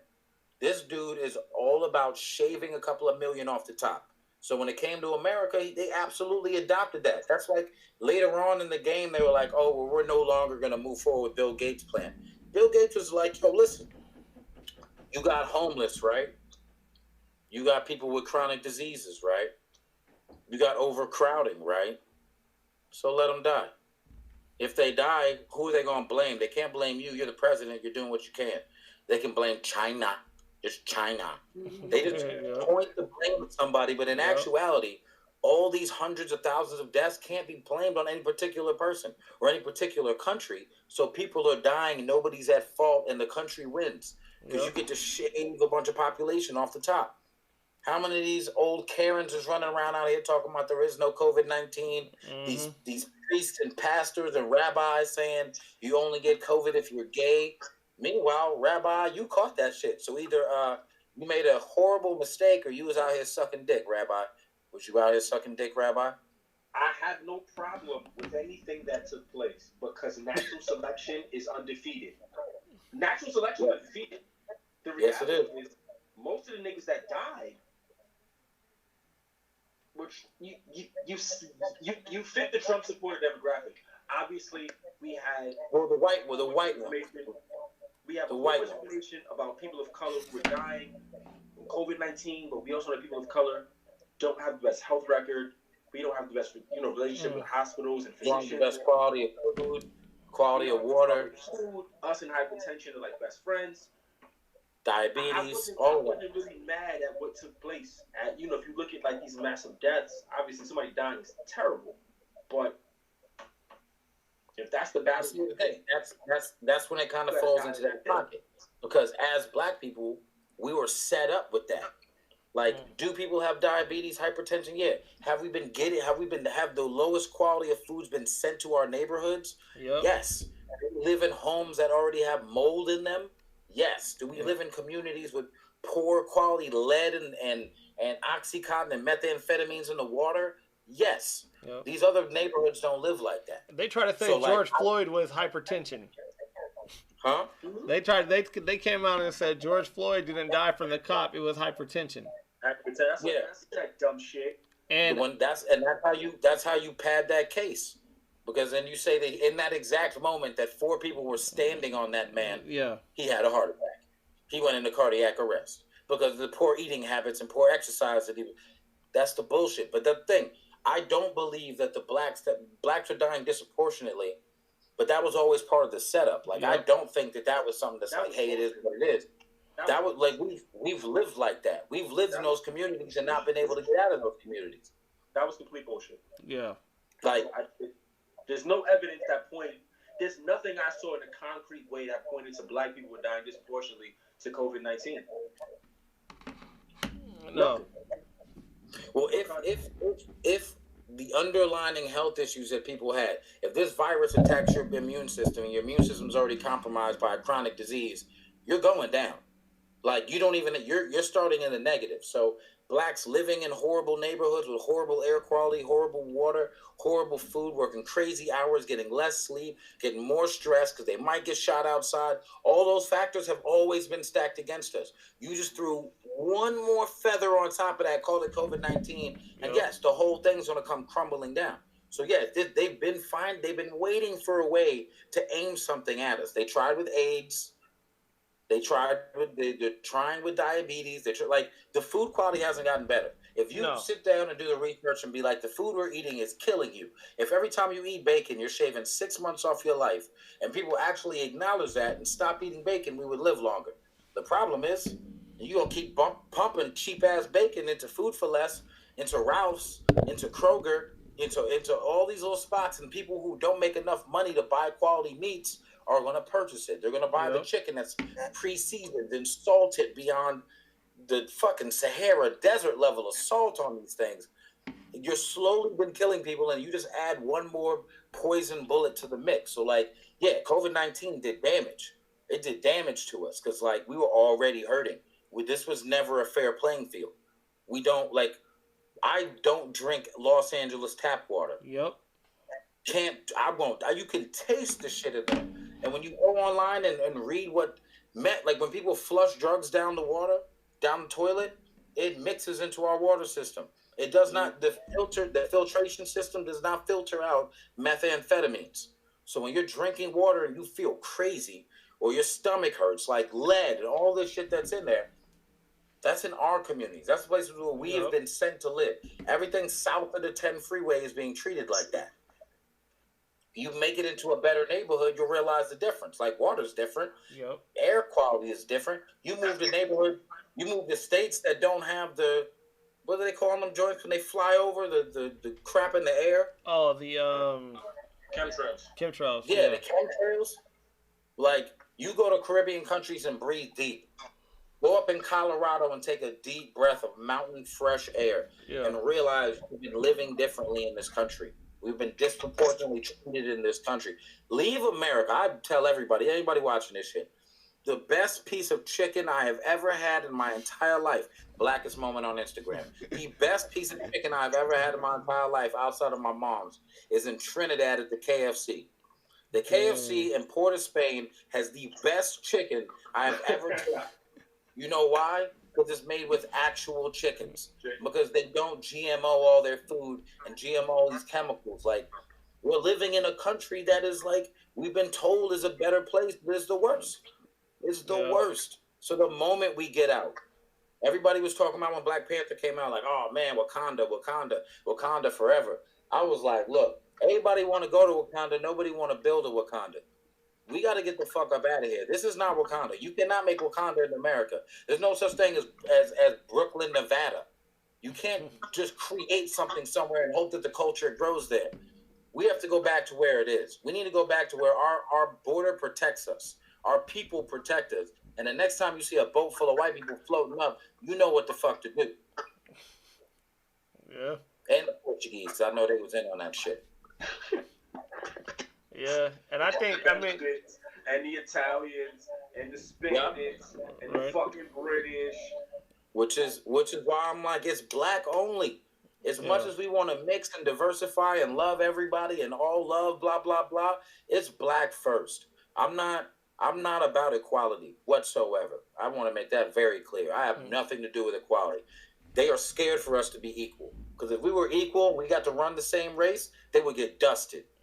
They would get left behind. They have to hold us back just so we can barely beat them. Yeah, and we have got a fighting chance. And we got to stop posting the quote, Tariq, everything on Al Gore's internet, because like when they were talking about like that post, because the girl, one of my friends sent me that post about, oh, we're gonna boycott on July 7th, and I was like, you guys have already put it on Al Gore's internet. It's not happening. Like, what's the point? Like yeah, we talk about our own, but so let me ask y'all this though, like what becomes the medium of communication? Like what are we using to communicate the next move, the next step, the next bit of information?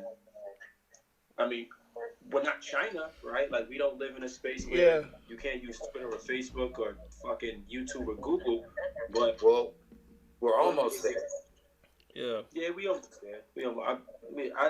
I honestly, I don't believe these people are smart enough to even pull that off. What I've learned recently is that we give way too much credit to the system. Yeah, that's these true. People are not that intelligent. Yeah. No, that's true. I've always said you're not going to kill the beast with the weapon they gave you. You're not going to use Instagram to beat the people who gave you Instagram. You're not going to beat Facebook with Facebook. Because when Facebook doesn't want you to say some shit, they put you in jail. They put you in Facebook jail. When Instagram doesn't like what the information you're spreading, they shut you down. You can't use the weapon they gave you to think that you're going to beat Goliath with Goliath's gun. Well, I think we have to understand. We have to find a way to move around without them, and that's the thing. I think is it Michael Eric Dyson that wrote that book? Was it Made in America? He wrote this book based on like Jay-Z lines, but basically explaining black culture. Oh yeah. And in it, he was like, the death of us is going to be death by convenience. Because think about it. There's a whole generation under us. We're millennials. The generation under us, Generation Z, they only know how to operate digitally. They don't even remember analog. Yeah. They never even met Mavis Beacon. That was my bitch. They never. You don't know about Mavis, nigga. Come on, son. Mavis Beacon was my first crush, yo. My first crush. I was like, yo, Ashley was black. I was like, come in here with your little red skirt on. What's good, girl? ASD. You need me to put my hands on the keyboard? Okay, yes, ma'am. ASDF, JKL, semicolon, girl, whatever you want. Whatever you want, whatever you need, I got it. Yo, Mavis Beacon. Yo, she was the truth. But they don't understand that life. Like, we grew up as a transitional generation between analog and digital. We were IBM computers with floppy disks. We understand what the save icon actually represents. We were there writing code in like 3rd and 4th grade, building out that little green turtle on an IBM. Yo, like, that little blinking green. The cursor. Back. Dude, we understood all that, so we understood the transition into how technology made things easier. And Michael Eric Dyson was talking about how, like, we're going to die by convenience because we don't know how to move around the toys that have been put in front of us. We're going to die because we're slowly becoming WALL-E. We're sitting in our chairs, literally, sitting in our chairs, watching screens, having images pumped to us while we order food without having to get up to get it and have the food delivered to us. Everything is brought to us. We're entertained. We're just going to turn into fat slobs and die. That's where we are. And anybody that pushes against that is viewed as some type of radical. Like, oh, you're not walking around with a brand new iPhone. You're not walking around with a brand new Mac. You're not on iMessage. You're not on FaceTime. Like, the conversations I have when I explain to people, like, did you not watch Terminator? Did you not understand that Skynet is Google? Skynet is iPhone. Skynet is Apple. All the things, all the information you're giving them, they're keeping it. Every dick pic you ever sent still exists. I don't care what Facebook, Instagram, I told you. All that stuff is still there. Yeah. Yo, you know what's crazy? Every dick pic you ever sent, his picture slid in. I was really so awkward. What up, Theo? Theo, what's good? Can you hear us? What up? What up? So that's my thoughts on it. Is like, if we want to fight back, you can't use an iPhone gun. You can't use an iGun. Yeah. We're not going to be able to use the products that they're putting in front of us to take down the monster. And we're so lazy, we won't go figure out another way. We're just going to sit here, and you're either going to, like, throw stones at it, or we're just going to be like, well, we're going to bury our heads in the sand and be like, there's no way to get this done. Yeah. So, for me, I'm like, the chaos is absolutely necessary. The chaos can't be planned. Now, whether there's white infiltrators and cop infiltrators, that's a part of it. But the chaos of it, you need that because you can't predict it. And they can't predict it, you can't monetize it. You can't monetize it, then you're losing money on an opportunity. You're losing money because people are running up in the Gucci store in Atlanta. They're running up in Nordstrom's at the Grove. They're burning down businesses that never planned to be burned down. Yeah. And this is during quarantine. So they're already low on money. They were already low on sales. They're hurting. So this is going to hurt a little bit. So I'm like, you know what? Do it. What? That insurance. What the fuck? Okay, after this shit is burnt, and we took cool pictures, so we got right? Fuck that. We burnt this shit down, nigga. I got a bust down. I got a free bust down. Okay. Yo. Next. Like, it can't just I think next is because that's not enough. Yeah. Next is we're ready to talk. Because once, like, the thing is, like, you're telling us to stop, and we're not stopping. And I'm not saying you burn down one store or burn down 2 stores. Burn it all down. Like, finding a happy medium in your protest means you're waiting for them to wince, and then like, all right, guys, I think he's had enough, guys. After 400 years, 600 years of slavery, to actually be accurate, after 600 years of enslavement and the treatment that we're still receiving, there is no enough. When you come to us and say, okay, first of all, here's Trump hogtied. Do whatever you want with him. We're done with him. You can have that. What else do you want? When you come to the table to negotiate, then we can have our conversation about what we want and how we want it. Mm-hmm. Until then, we can't move being like, oh, I hit him. Is he bleeding? Should I apologize? No. See, you just said come to the table to negotiate and tell them what we want, right? That is not clear. Everybody wants different things, you know, because the way we're socially structured, like the people that is still drinking that lead water and that methamphetamine water that you was just talking about, they gonna want something totally different then people we step ahead of that, right? And we've been convicted not to. That's the thing, like, it's either don't burn it down and they bring nothing to the table, or burn it all down and then see what they do bring to the table. Because we've been waiting for crumbs to fall off the table since the civil rights movement. And we got our right to vote in a system that doesn't even acknowledge our votes, that steals our votes and hides our votes. So what was the point there? So, yeah, listen, a little anarchy, put a little fear in them. Let Dennis the Menace feel a little fear. They haven't felt that in a long time. Then let them come to the table and start trying to piece it. And while they're doing that, I'm not saying that there's no work that needs to happen on our end. Like I was saying before, black people need to have a conversation, a black-only conversation about how being black in America, not black with this spouse and black with that spouse, how being a black man and a black woman in America needs to look moving forward. When we're having that conversation, keep burning shit down. And then when they finally come to the table with some solutions, we'll talk. Let me ask you this, because a large part of me does not think it's about being black. No, I'm not. I don't think it's about being black. I know it's not about being black. It's about being poor. I understand that. Because capitalism wears the mask. See, hold on, follow me. Capitalism runs this country with the mask of racism. Right. White people don't give a fuck about poor white people. We just got to keep it above. They really don't. They don't give a fuck about poor white. They don't care about anybody poor. You're not important. So as much as we can make this a black and white issue, it's really truly not. Right? It's about, do you have resources or do you not have resources? That's the first question. If you do have resources, what do you plan on doing with them? Do you plan on using them with poor people or rich people? If you plan on poor people, we don't really fuck with you like that. So when you say come to the table to negotiate, who are you negotiating with?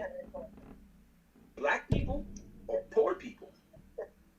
Well, see, because the reason why poor people have a fucking agenda. The reason why I say black people, because we need to document who we're speaking to. Because in any other documentation about black people in the Constitution or anywhere, we're still property. We still haven't arisen to the point of even being able to have a conversation. So let's document something that you're going to treat us properly. Let's put it down. Not all people in this country. Fuck that. Like I said, fuck people of color. Fuck all these other terms. Black people. I'm done with the equality shit. It's time for us to put black first. So let's be the front. And dealing with the money issue, there are rich black people. There are poor black people. There are rich whites and poor whites. I'm not worried about them. But if black people can start getting some rights, we can move out of the poor category. If we can start utilizing and moving our money properly, we can move out of the category. Because then if you're solving for poor, you just have to keep a certain group of people in that category. And then it's like, well, poor people, they don't get this and we'll take care of the rich. If black people can be treated equally across the board, we can step out of the poor category. We can step out of being sent in certain neighborhoods. We can stop being sent to jail for the color of our skin. Because when a cop pulls you over, he has no idea what your credit score is or what your bank account balance is. He doesn't know if you're rich or poor. That's not what motivates that movement. KKK don't care about your credit score or what motivates that movement. There's a hate there because in the law, it's okay to do this to them. It's already written in. We're the them in the law. We need to get the shit fixed. So on paper, we're not the 3/5 human. We're not still the property of the United States. This less than human thing. If you could, and once again, that will require a lot of things on our part. It'll require us to unify. It'll require us to speak under one banner, to have a conversation, to build an agenda that looks out for not just the poor blacks, but also holds the rich blacks accountable. But the main part of it is like, because there's so many subdivisions, we have to fix what we have to fix on our end. We have to unify on our end, regardless. And if the protesting brings black people together to communicate, because I'm going to be absolutely honest, I live in K-Town. I ain't never seen this many black people walking down Beverly and Normandy in my life. I was like, where do y'all live that y'all are walking distance from my crib? Because I ain't never seen y'all in no courts. I ain't seen nobody in no parks. Black people been hiding. So once we start unifying, come together, communicating, we can voice opinions. If there's people from a bunch of subdivisions that can send representatives, I don't want to turn this shit into no Lord of the Flies or like fuck was that show on Wham? The Tribe, where people send their representatives. Why are you referencing the book of the white man? Because we all had to read that bullshit. But if we send representatives to communicate, like, once again, I'm not saying there's no work needing to be done on our part. There's years of generational issues that we need to overcome in order to communicate without killing each other. But at the same time, when we do that peacefully and quietly, we're getting picked off from the outside. This at least puts us in a position to get something.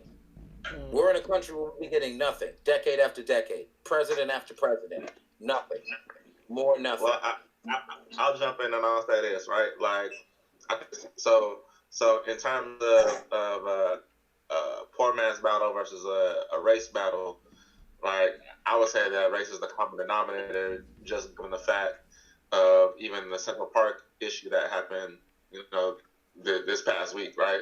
Oh boy, yeah.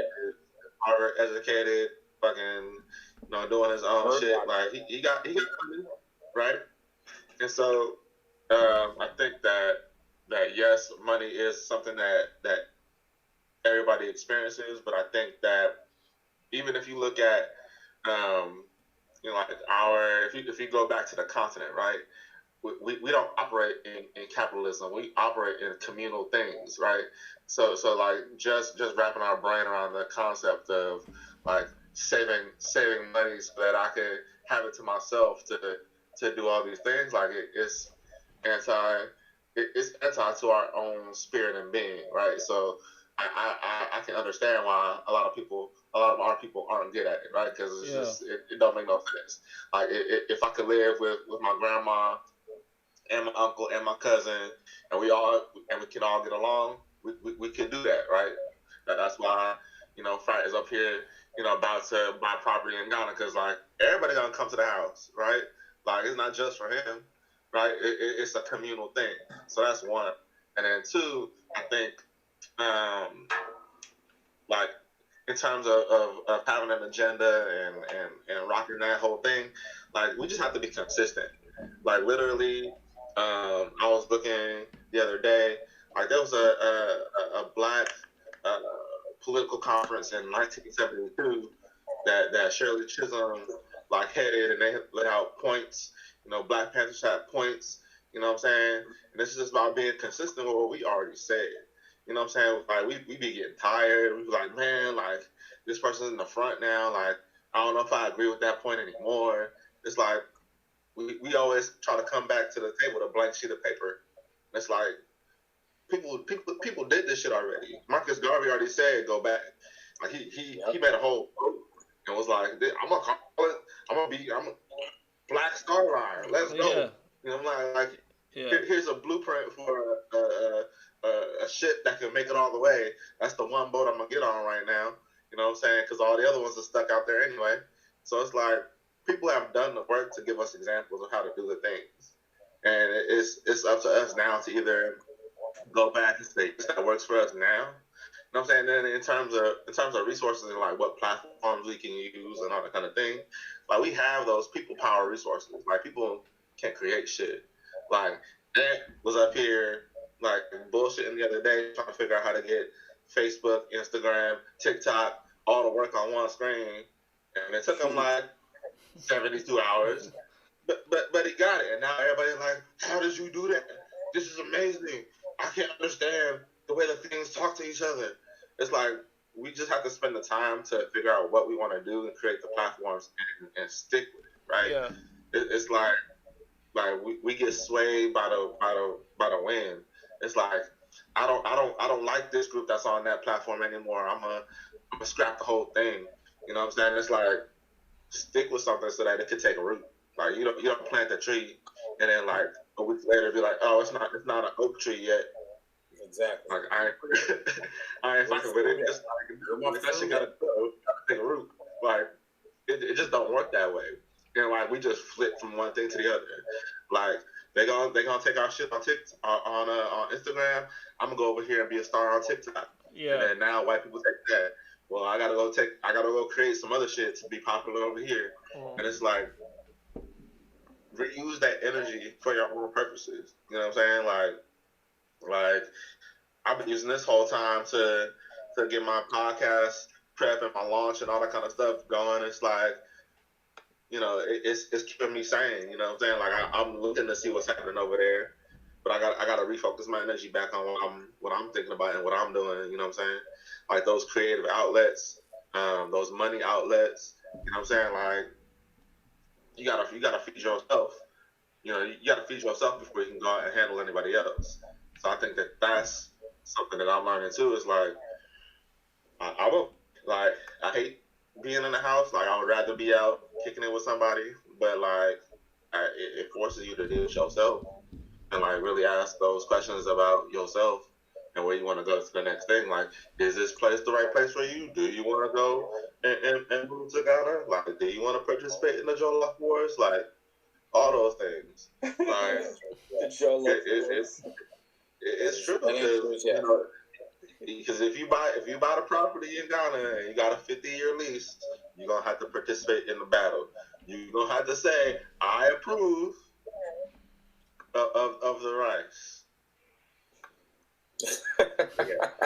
You know, so you know that's all I'm thinking, right? I think that there's blueprints already there, and we just have to like read them, right? Like like literally, I posted the other day like where Malcolm X was like, you know, if white people aren't ready to clean their own house, they don't deserve a house. It should be burnt down.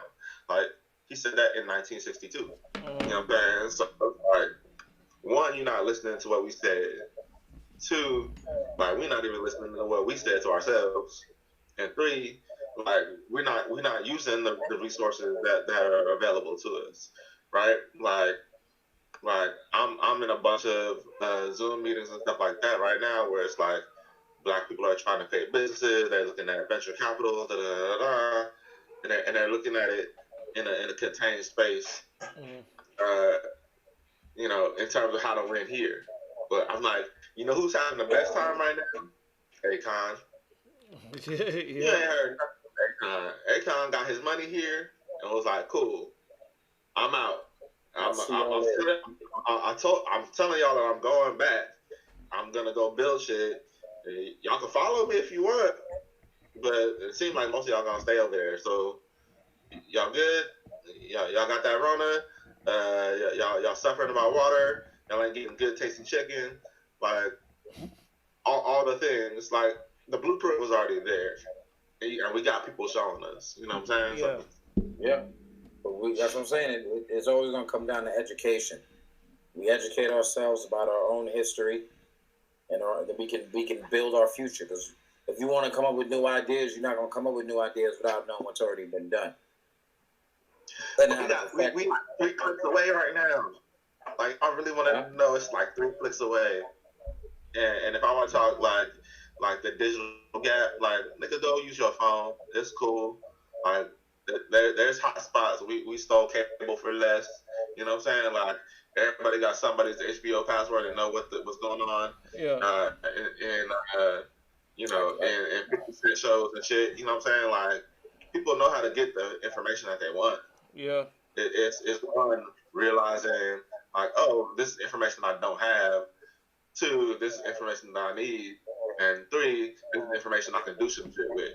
Like those 3 things. If you don't realize those things, it's not gonna happen. So we just need to have more people providing the exposure to how to make it's why people sit there and watch other people play video games. Like they don't want to play the games themselves.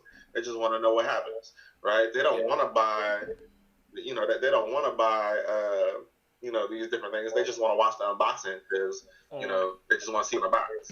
You know what I'm saying? Like if somebody else can do it for me, I'll let them do it, but I'm not gonna put forth the energy and effort and blah blah blah blah. Right? It takes a special type of individual to go into business for themselves, or to create something new, or to write a book, or to read a book, or whatever. You know what I'm saying? Like you have to have some spark. So to me, it's more about creating those situations where more people realize that type of thing. Yo, y'all was talking about drawing from like historical references, right? You ever look at like other groups of people who have overcome their oppression from the system? Like anyone in history, No. Who do you feel has overcome their oppression? Oh, the Jewish community by far. The Jewish community, I think, is the greatest. I think that's the greatest example of fuck 12 you gonna get. Like, I don't think there's a better version. You ever drove down like Highland or across Beverly or Melrose or Plymouth or I mean, better than that.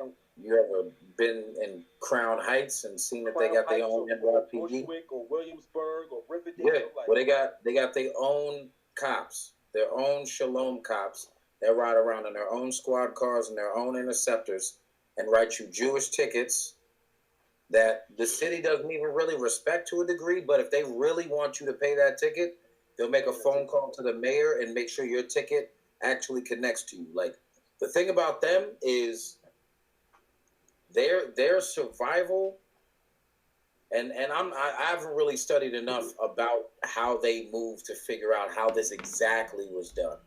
But like they from Riverdale. Like I grew up swimming in Riverdale. Like Riverdale is the largest Jewish community in New York City. It's right across. It's literally Northwest Bronx. A 5-minute walk from I your thought it was a show on Netflix. It is a different. It's a different town. It's a different world. It's a different town. The wealth is unmatched. Like Chelsea ain't wealth. Riverdale is wealth. You know what I'm saying? I ain't want to cut you off, brother, but I've seen you talking a really short amount of time. Like, I just don't know how they did it. Yeah. Like, what was the moves? I do. How they do it? How they do it? I grew up with Jewish kids, and every Jewish kid knew the term, and they said it in, I can't think of the tongue, but it was Hebrew. I'm not sure if it was Hebrew. It probably was Hebrew or some shit like that. But it was never forget. It literally meant it translated into never forget. And whatever ideology and philosophy that was behind never forget, we clearly know what it refers to. Yeah. They clean niggas up. Like they cleaned up real quick. Because I live around the corner from fucking Paramount Pictures and Sunset Studios and the old Warner Brothers studio. Like, they wasn't playing. They was dead ass. So But the difference I see, right? The one difference that I see between our experience and their experience, right? It is this idea of communication and language, right? Like, communication and language is key.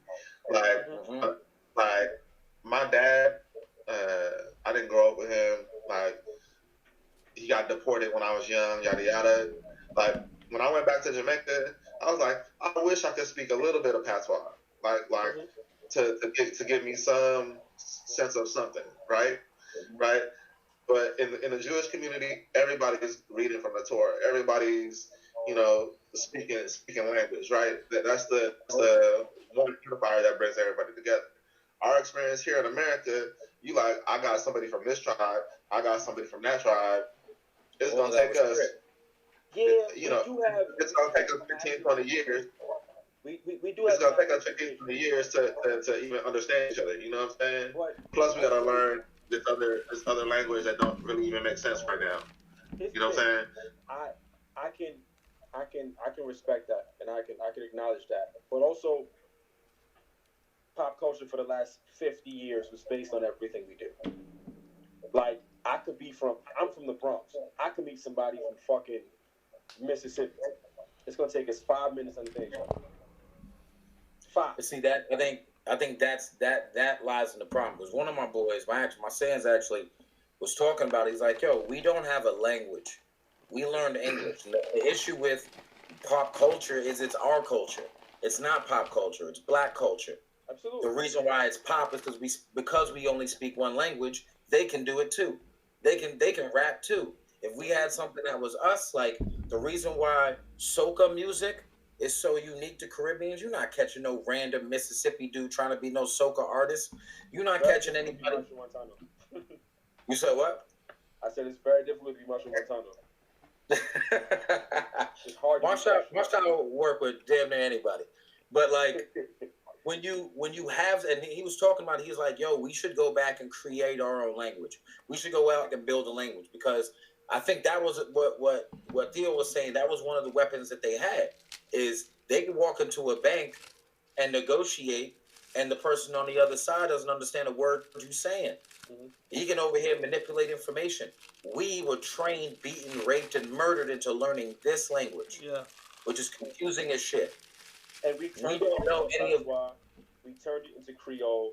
We turned it into Southern drawl. We turned it into New York slang. We turned it into many, many, many, many different things.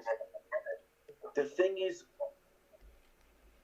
we are superheroes. Like, that's the one argument I'll always have. Like, I don't want to hear, oh man, I wish we could have just did this. We fucking do everything. We don't do anything bad.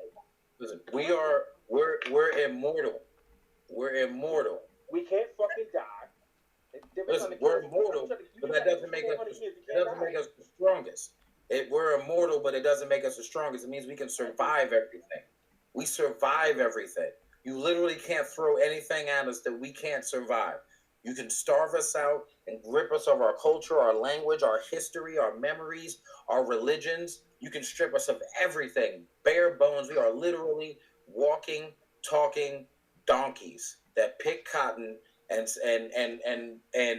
regurgitate your own religion. But we don't. But the true superpower comes from finding our real origins, finding our real power. Like, I'm gonna be absolutely honest.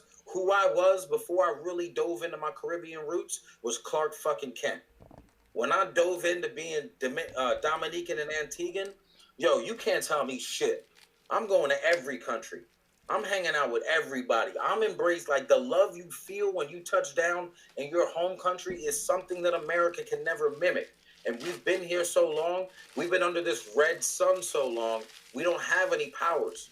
We're still Superman, but we don't have any fucking powers. When you get back to your roots, your origin, and your language, that's where your superpower comes in. That's when they can't tell us shit, because in any country, we can speak our own language. That's why, as much as people shit on Nigerians, and I don't respect that, Nigerians are everywhere. And I mean everywhere, in every country.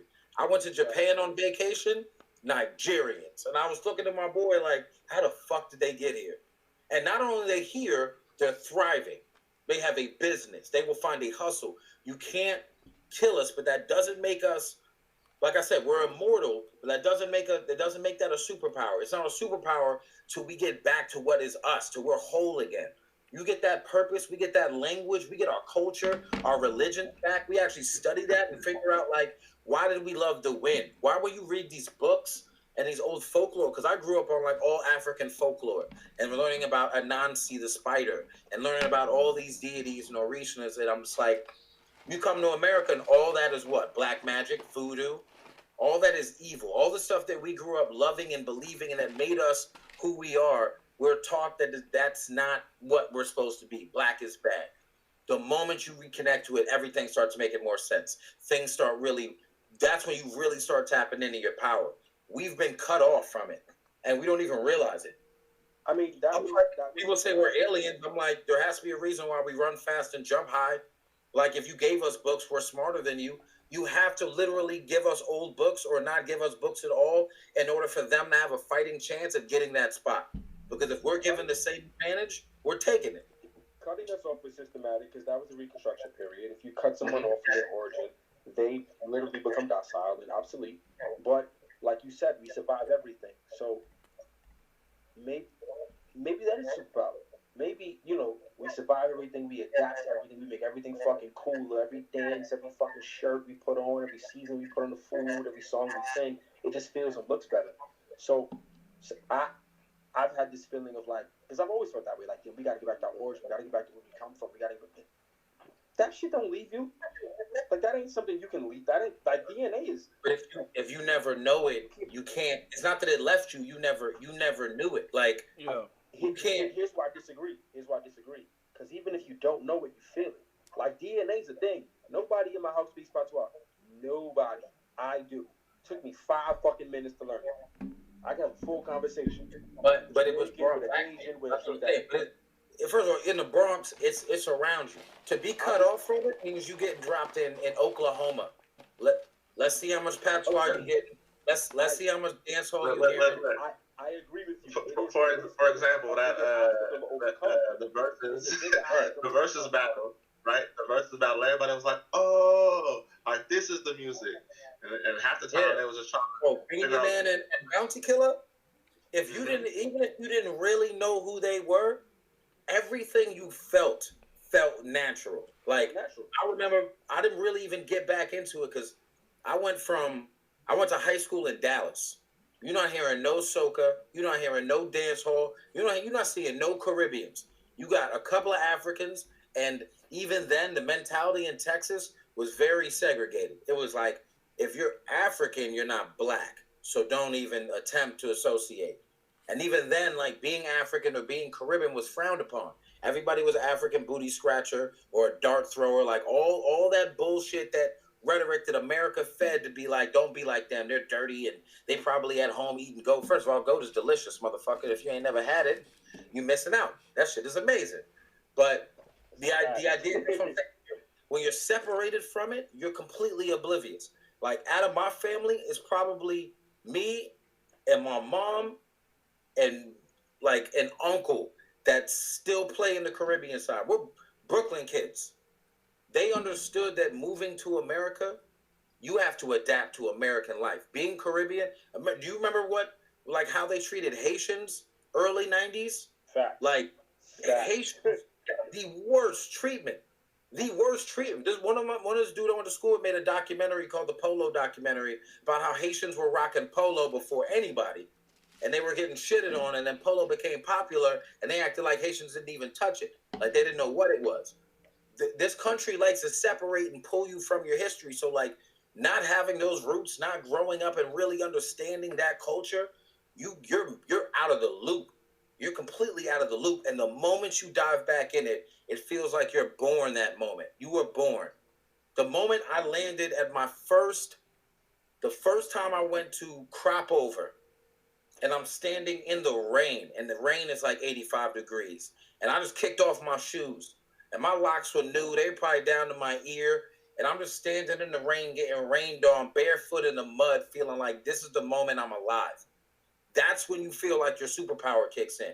In America, I never really watched a series like that, but this is like Smallville. I heard that whole show, that nigga never flew. He didn't learn Superman powers till he left Smallville. So blacks in America is Smallville. You can run fast, jump high. I'm sticking with the superpower. You can run fast and you can jump high, but you're not fully Superman yet. You just have powers, you don't know what they mean. The moment we get back, that's Superman. That's when you fly into the sun and come back renewed. That's when you know and understand your power. I agree with you, but a big part of me feels like that doesn't require origin. It just requires self-love. It requires you. But I think serious self-love is information. You can't self-love and not know who you really are. Like, to be black in America and be like... Not fully. You could love yourself and not know who you fully are. You could love an empty part of yourself. You can see understanding that there's a part missing. That's how do you love with a hole in it? That's what I'm saying. Like, you should. He said, "Shit." Listen, I'm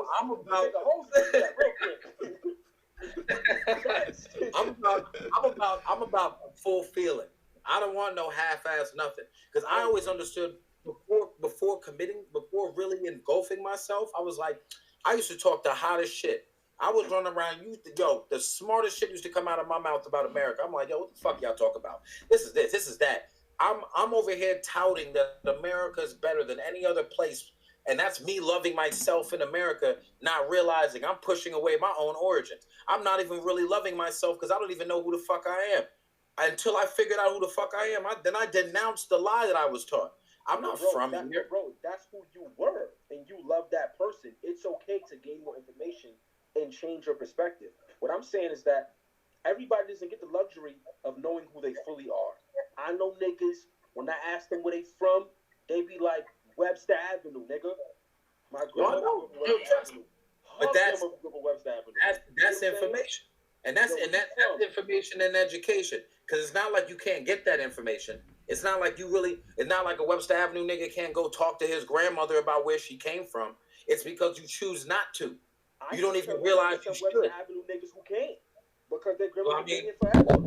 There's from Jamaica Estates, and that's as far as they can get back. There's also, I mean, I know Brooklyn niggas that have never left Brooklyn. I know niggas that have never crossed that bridge. And that's also there's a movie. I've referenced this to Ann a couple of times. There's a movie everybody should check out. It's called Dinner with Andre. I think it was made in like 1986, and there's this dope scene, or it's like there's a bunch of dope, like really dope moments in there. But there's a moment in there where a dude talks about the most interesting people he met are from New York. And he's like, yo, I love New York. He's like, New Yorkers are so interesting because they're prisoners and prison guards of their own world. Like, they love New York so much that New York is the best place on the planet. And they're never going to leave it. And they're going to protect it. But never leaving it means you're a prisoner to New York. You'll never get to see the world. You'll hear about Rome. You'll never go there because you love this space so much. And that's the mentality that we're bought. We cling to something like Jack hanging off the raft in Titanic. And we're just holding on to whatever we can hold on to. And this is what we got, and we're going to defend it. Whether it's New York, whether it's America, whether it's the block, whether it's Flatbush, we hold on to whatever we can hold because we had so many things taken from us. Our identity needs a stable point. We need a place. So being a Brooklyn nigga, I rap Brooklyn all day, every day, right? I love New York, but I left. I'm clearly in LA. You know what I'm saying? So it's you have to dig deep. You have to put the energy in. Because you can't literally love yourself if you don't even know yourself. You don't even know who you are. How can you share love with somebody? I've said this with chicks in relationships. Like, you don't even know who the fuck you are. How you dating people? You don't even know who you're supposed to be in any situation. You're mimicking things. You haven't figured out who you are. If you're a man, if you're gonna stand up, if you're a coward, if you're gonna fall down, you don't even know who you are. You're just playing the game and surviving as long as you can survive to see what happens. When you figure out who you are, the world makes way more sense.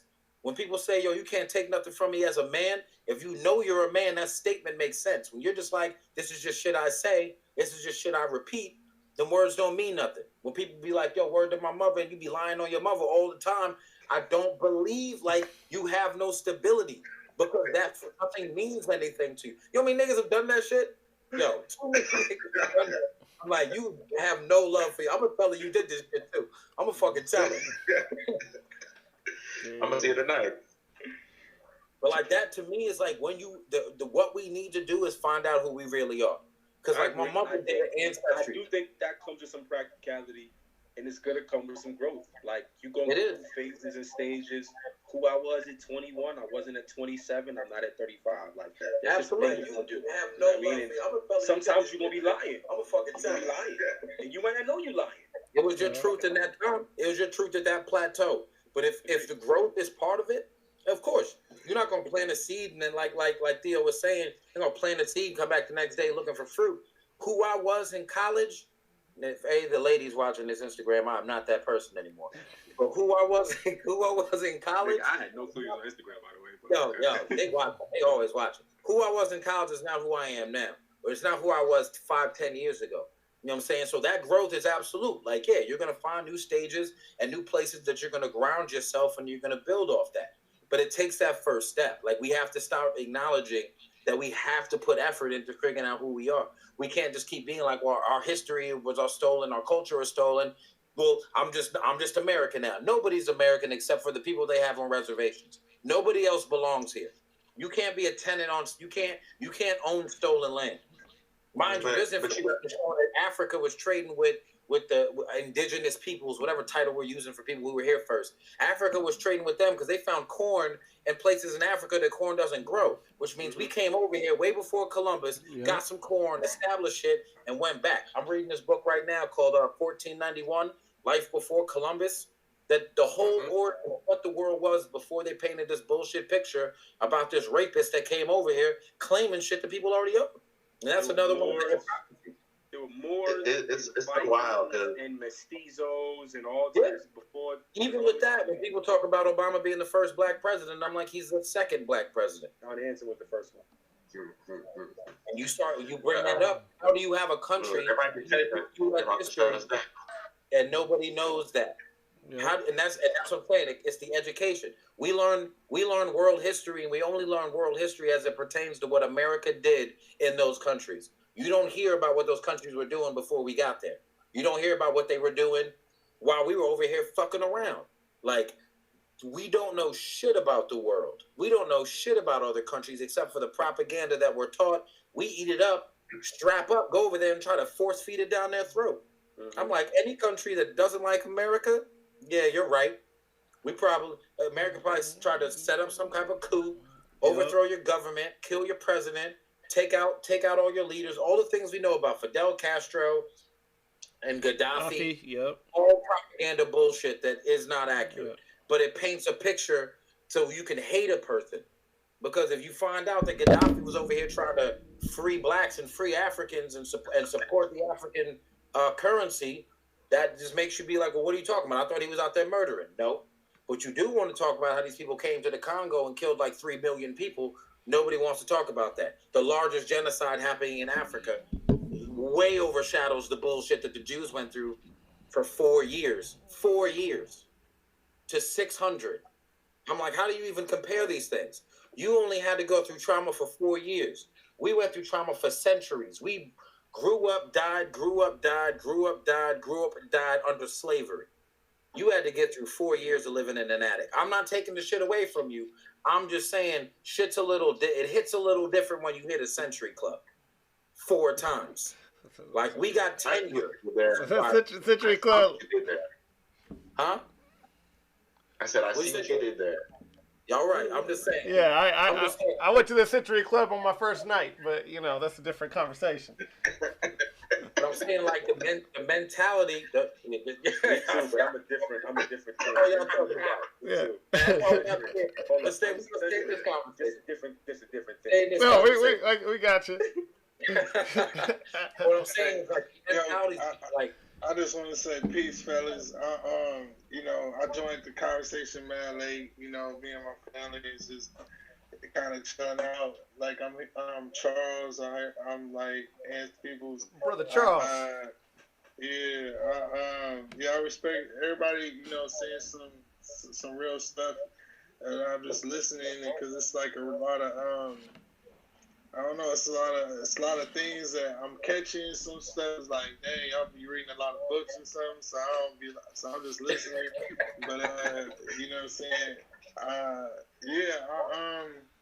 You know, at this time in this moment in history, I would just say that, you know, I'm like damn near like not too far from Crenshaw, so I hear like a lot of sirens. So I know people still out there protesting, but you know, at the same time, I feel like I hope that you know, I just feel like what we seeing is, you know, definitely justified this as far as like people protesting, people fighting back, people burning down stuff, all that stuff. I'm you know, I understand that. I just want out of this situation because the smoke will clear, the ashes will, you know, come out, and I'm just like, you know, I hope that what comes of this is more than just like a couple of cops go to jail or whatever, you know what I'm saying? I want to see, like real change that you were speaking of, and actually like policy changes and actually like mentality changes as well, you know? Yeah.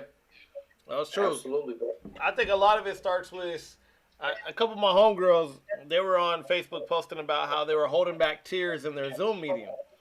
And I'm just like, yo, like, they're like, you know, people will post, and you know, there's been over 25 corporations and CEOs that have, you know, come out with commentary and support. Some have been real gangster with their stuff. Like the head of Target was like, yo, not only are we going to make sure everybody gets paid from those stores, but, you know, we're not going to be rushing people back to work, and we're going to rebuild, but it's about the community. It is about the black community. Like, they like literally came out, they said some shit. I respect that. Yeah, and you said what? I said I respect that. Yeah. I was really concerned about people who work for Target. I'm like, yo, Target ain't the shit too. Yeah, we was the ones that called it Target for the first time. Exactly. And yeah, the way they went at it, and then even when you break down, like, you know, there's reports that there was, you know, cars with 20-gallon, you know, tanks of gasoline and shit. Like, they know it wasn't us that burned that shit down. And then when you look at, well, anyways, to their thing, I pretty much was asking him like, but when do you call to task your coworkers, the CEOs of these companies that you guys are traumatically doing work through, and just be like, yo, I'm not okay. I don't want to sit in this fucking Zoom meeting and talk to you about how to continue to make you a profit when I don't know if my kids are going to come home tonight. I don't know what's going to go on here. And I think that there's a start there. And then the video I put out about the pastors, and I literally called them out. I was like, Joel Osteen, Stephen Furtick, like, y'all have Devon Franklin at your church. You damn near had Kanye at your church. The Stephen Furtick kid be at TD Jakes all the time. So Bishop Jakes always speaks out about this stuff. I go through their timelines. I don't see nothing at all. And I think it comes there because the Amy, whatever her name is, in the Karens and the Beckys and the police officers and ADs and DAs and all that, they go to their churches. They're the people that are like, oh, we're just here to be positive and we don't want to hear about this. And I'm like, so we can entertain y'all, we can fellowship with y'all, but when it comes to speaking out about the massacre of us, it's nothing. And the dude came out with a statement like hours later. I don't know if it was because of me, but he was just like, oh, my 12-year-old saw the video before me. Normally I just throw up the prayer hands, but I wanted to address this. And I'm just like, I just hope to God that, you know, when the smoke clears and all that, that we don't pull back from, you know, literally, you know, no pun intended, but keeping our foot on their necks. And actually calling out accountability without being scared of losing a job or ruffling feathers or whatever.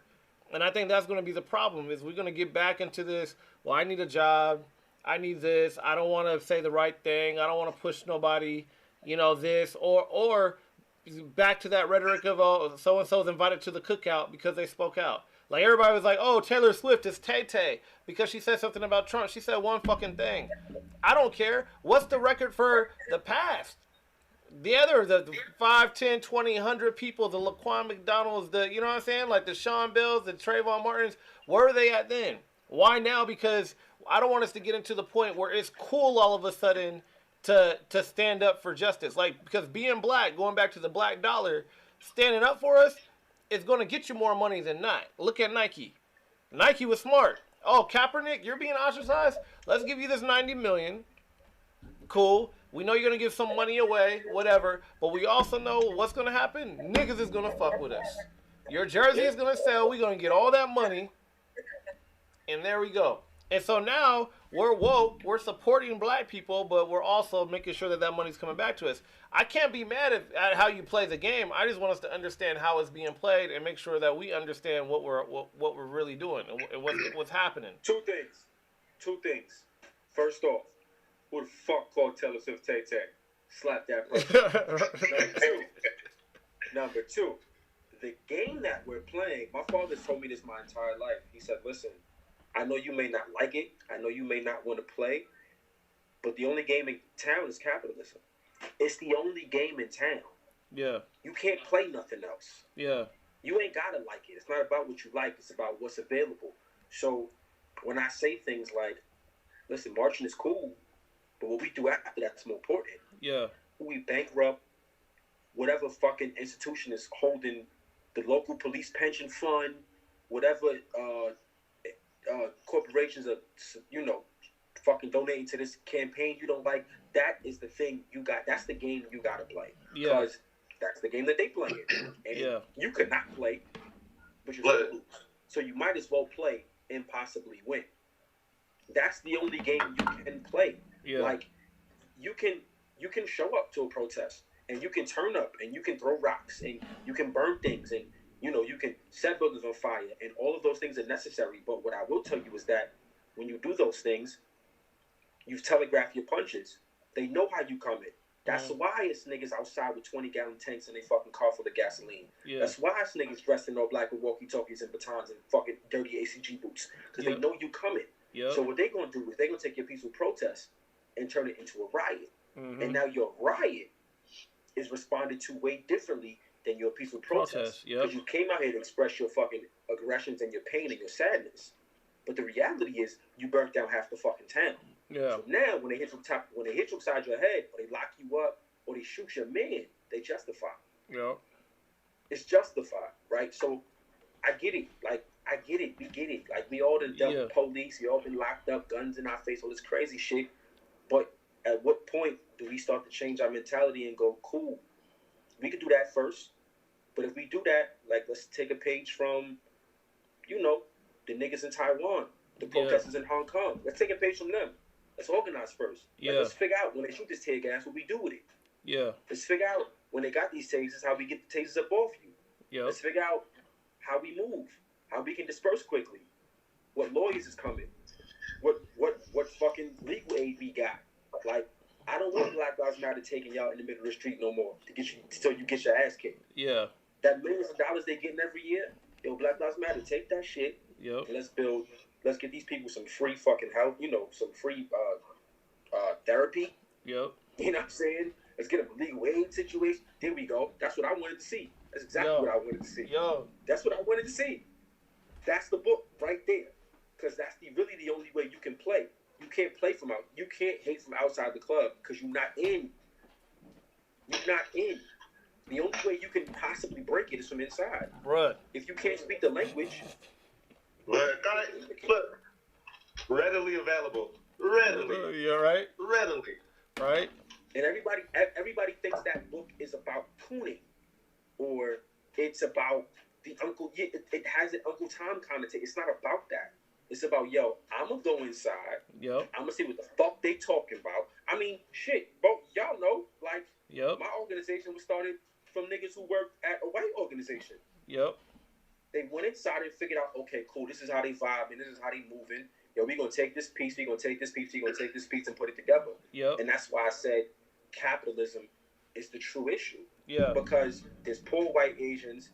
I mean, there's poor Asians, there's poor Mexicans, there's poor Puerto Ricans, there's poor Nigerians, there's poor Irish niggas, there's poor Italians. Like, it's, you know, I grew up in a really diverse city. You grew up with these people. We share the same exact fucking problems. Ours is a bit more intense. Yeah. But we share the same shit, and we can draw from each other. And you break it. And once you break it, if we don't like each other, it's cool. We respect each other. Yo, go over there, do what you do. I'm gonna go over here, do what I do. But this shit, this shit is killing niggas at a rapid rate. Yep. It's not okay. No, that's true. And we got, I was going to say last thoughts, because we've been on for like 2 hours. It's been great. And we got to do it more often. I think we should try to aim. Like, I've been doing, like, I was doing, like, weekly, like, one-on-one interview stuff. But I think stuff like this, that's, like, was targeted topics. If it is about, like, you know, not giving away the blueprint, but if it's the next conversation is, like, what are some tips for, like, better financial literacy? Or, you know, something like that. So I'm down if y'all interested, but any other last words for now? Basketball comes back on July 31st. Yes. Oh, is it officially coming back? That's what I heard. That's my basketball July 31st. Like, that's the only happy thing I got today. Basketball coming back on July 31st. Comes back on July 31st. That was the best thing I got all day. Dang. Everything else is trash. Oh no. Last thoughts. You know what's happening outside has been a long time coming. I think we've been talking about it every year. After every time, every murder of an innocent black man or black woman or black child, you know, we keep saying like, "Yo, you're on the verge of a race war. We're on the verge of a race war." Yeah. We're at this point. I think black people are fed up. So.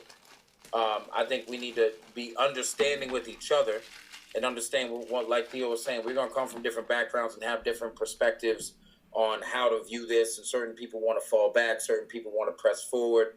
Certain people just want to, you know, they want to burn the world down. It's kind of me. So we're going to be a variety of different opinions. We need to be understanding each perspective and understand where the origins come from. They all come from the same place. We're all kind of just tired of how we're being treated. So we need to move together. We need to find a way to take those different perspectives and bring them back full circle and close up and have an agenda, have a purpose, have an objective. So if all this is happening, we can utilize it for the better. And it's not just the LA riots of 2020. It'll be like, this is the spark that changed the world. This is when they stopped, you know, just taking it and decided to move forward. So everybody, you know, be patient with people. Be patient with people on Instagram. social media, wherever they're viewing their opinions. There's a lot of sensitive ass black people out there, and they're on social media. So if you say the wrong thing to them, they either gonna block you or curse you out or report you or do some other bitch shit. But take your time, maintain your own energy. Understand that social media, you're not going to get a medal for winning an argument there. So don't waste your time arguing with fools, because both of y'all are going to look the same, especially on Instagram. Yeah. So take your time, be patient, have your own objective, and continue to communicate. If we share different perspectives, we can all kind of understand as a whole how we feel, and then from there we can take this and do something positive with it. I'll take that directly, because I was going on I was key boy. I was going hard these last few days. And that wasn't even about you. I got people on my wall posting shit. I got random girls and the Zetas and all kinds of people who just understand that social media is not a real place. You don't win any arguments. You don't get any medals. Nobody pays you for being right. So there's no reason to go there and start trying to shoot your way out of a conversation. People have their opinions. I do my favorite thing and be like, okay, cool.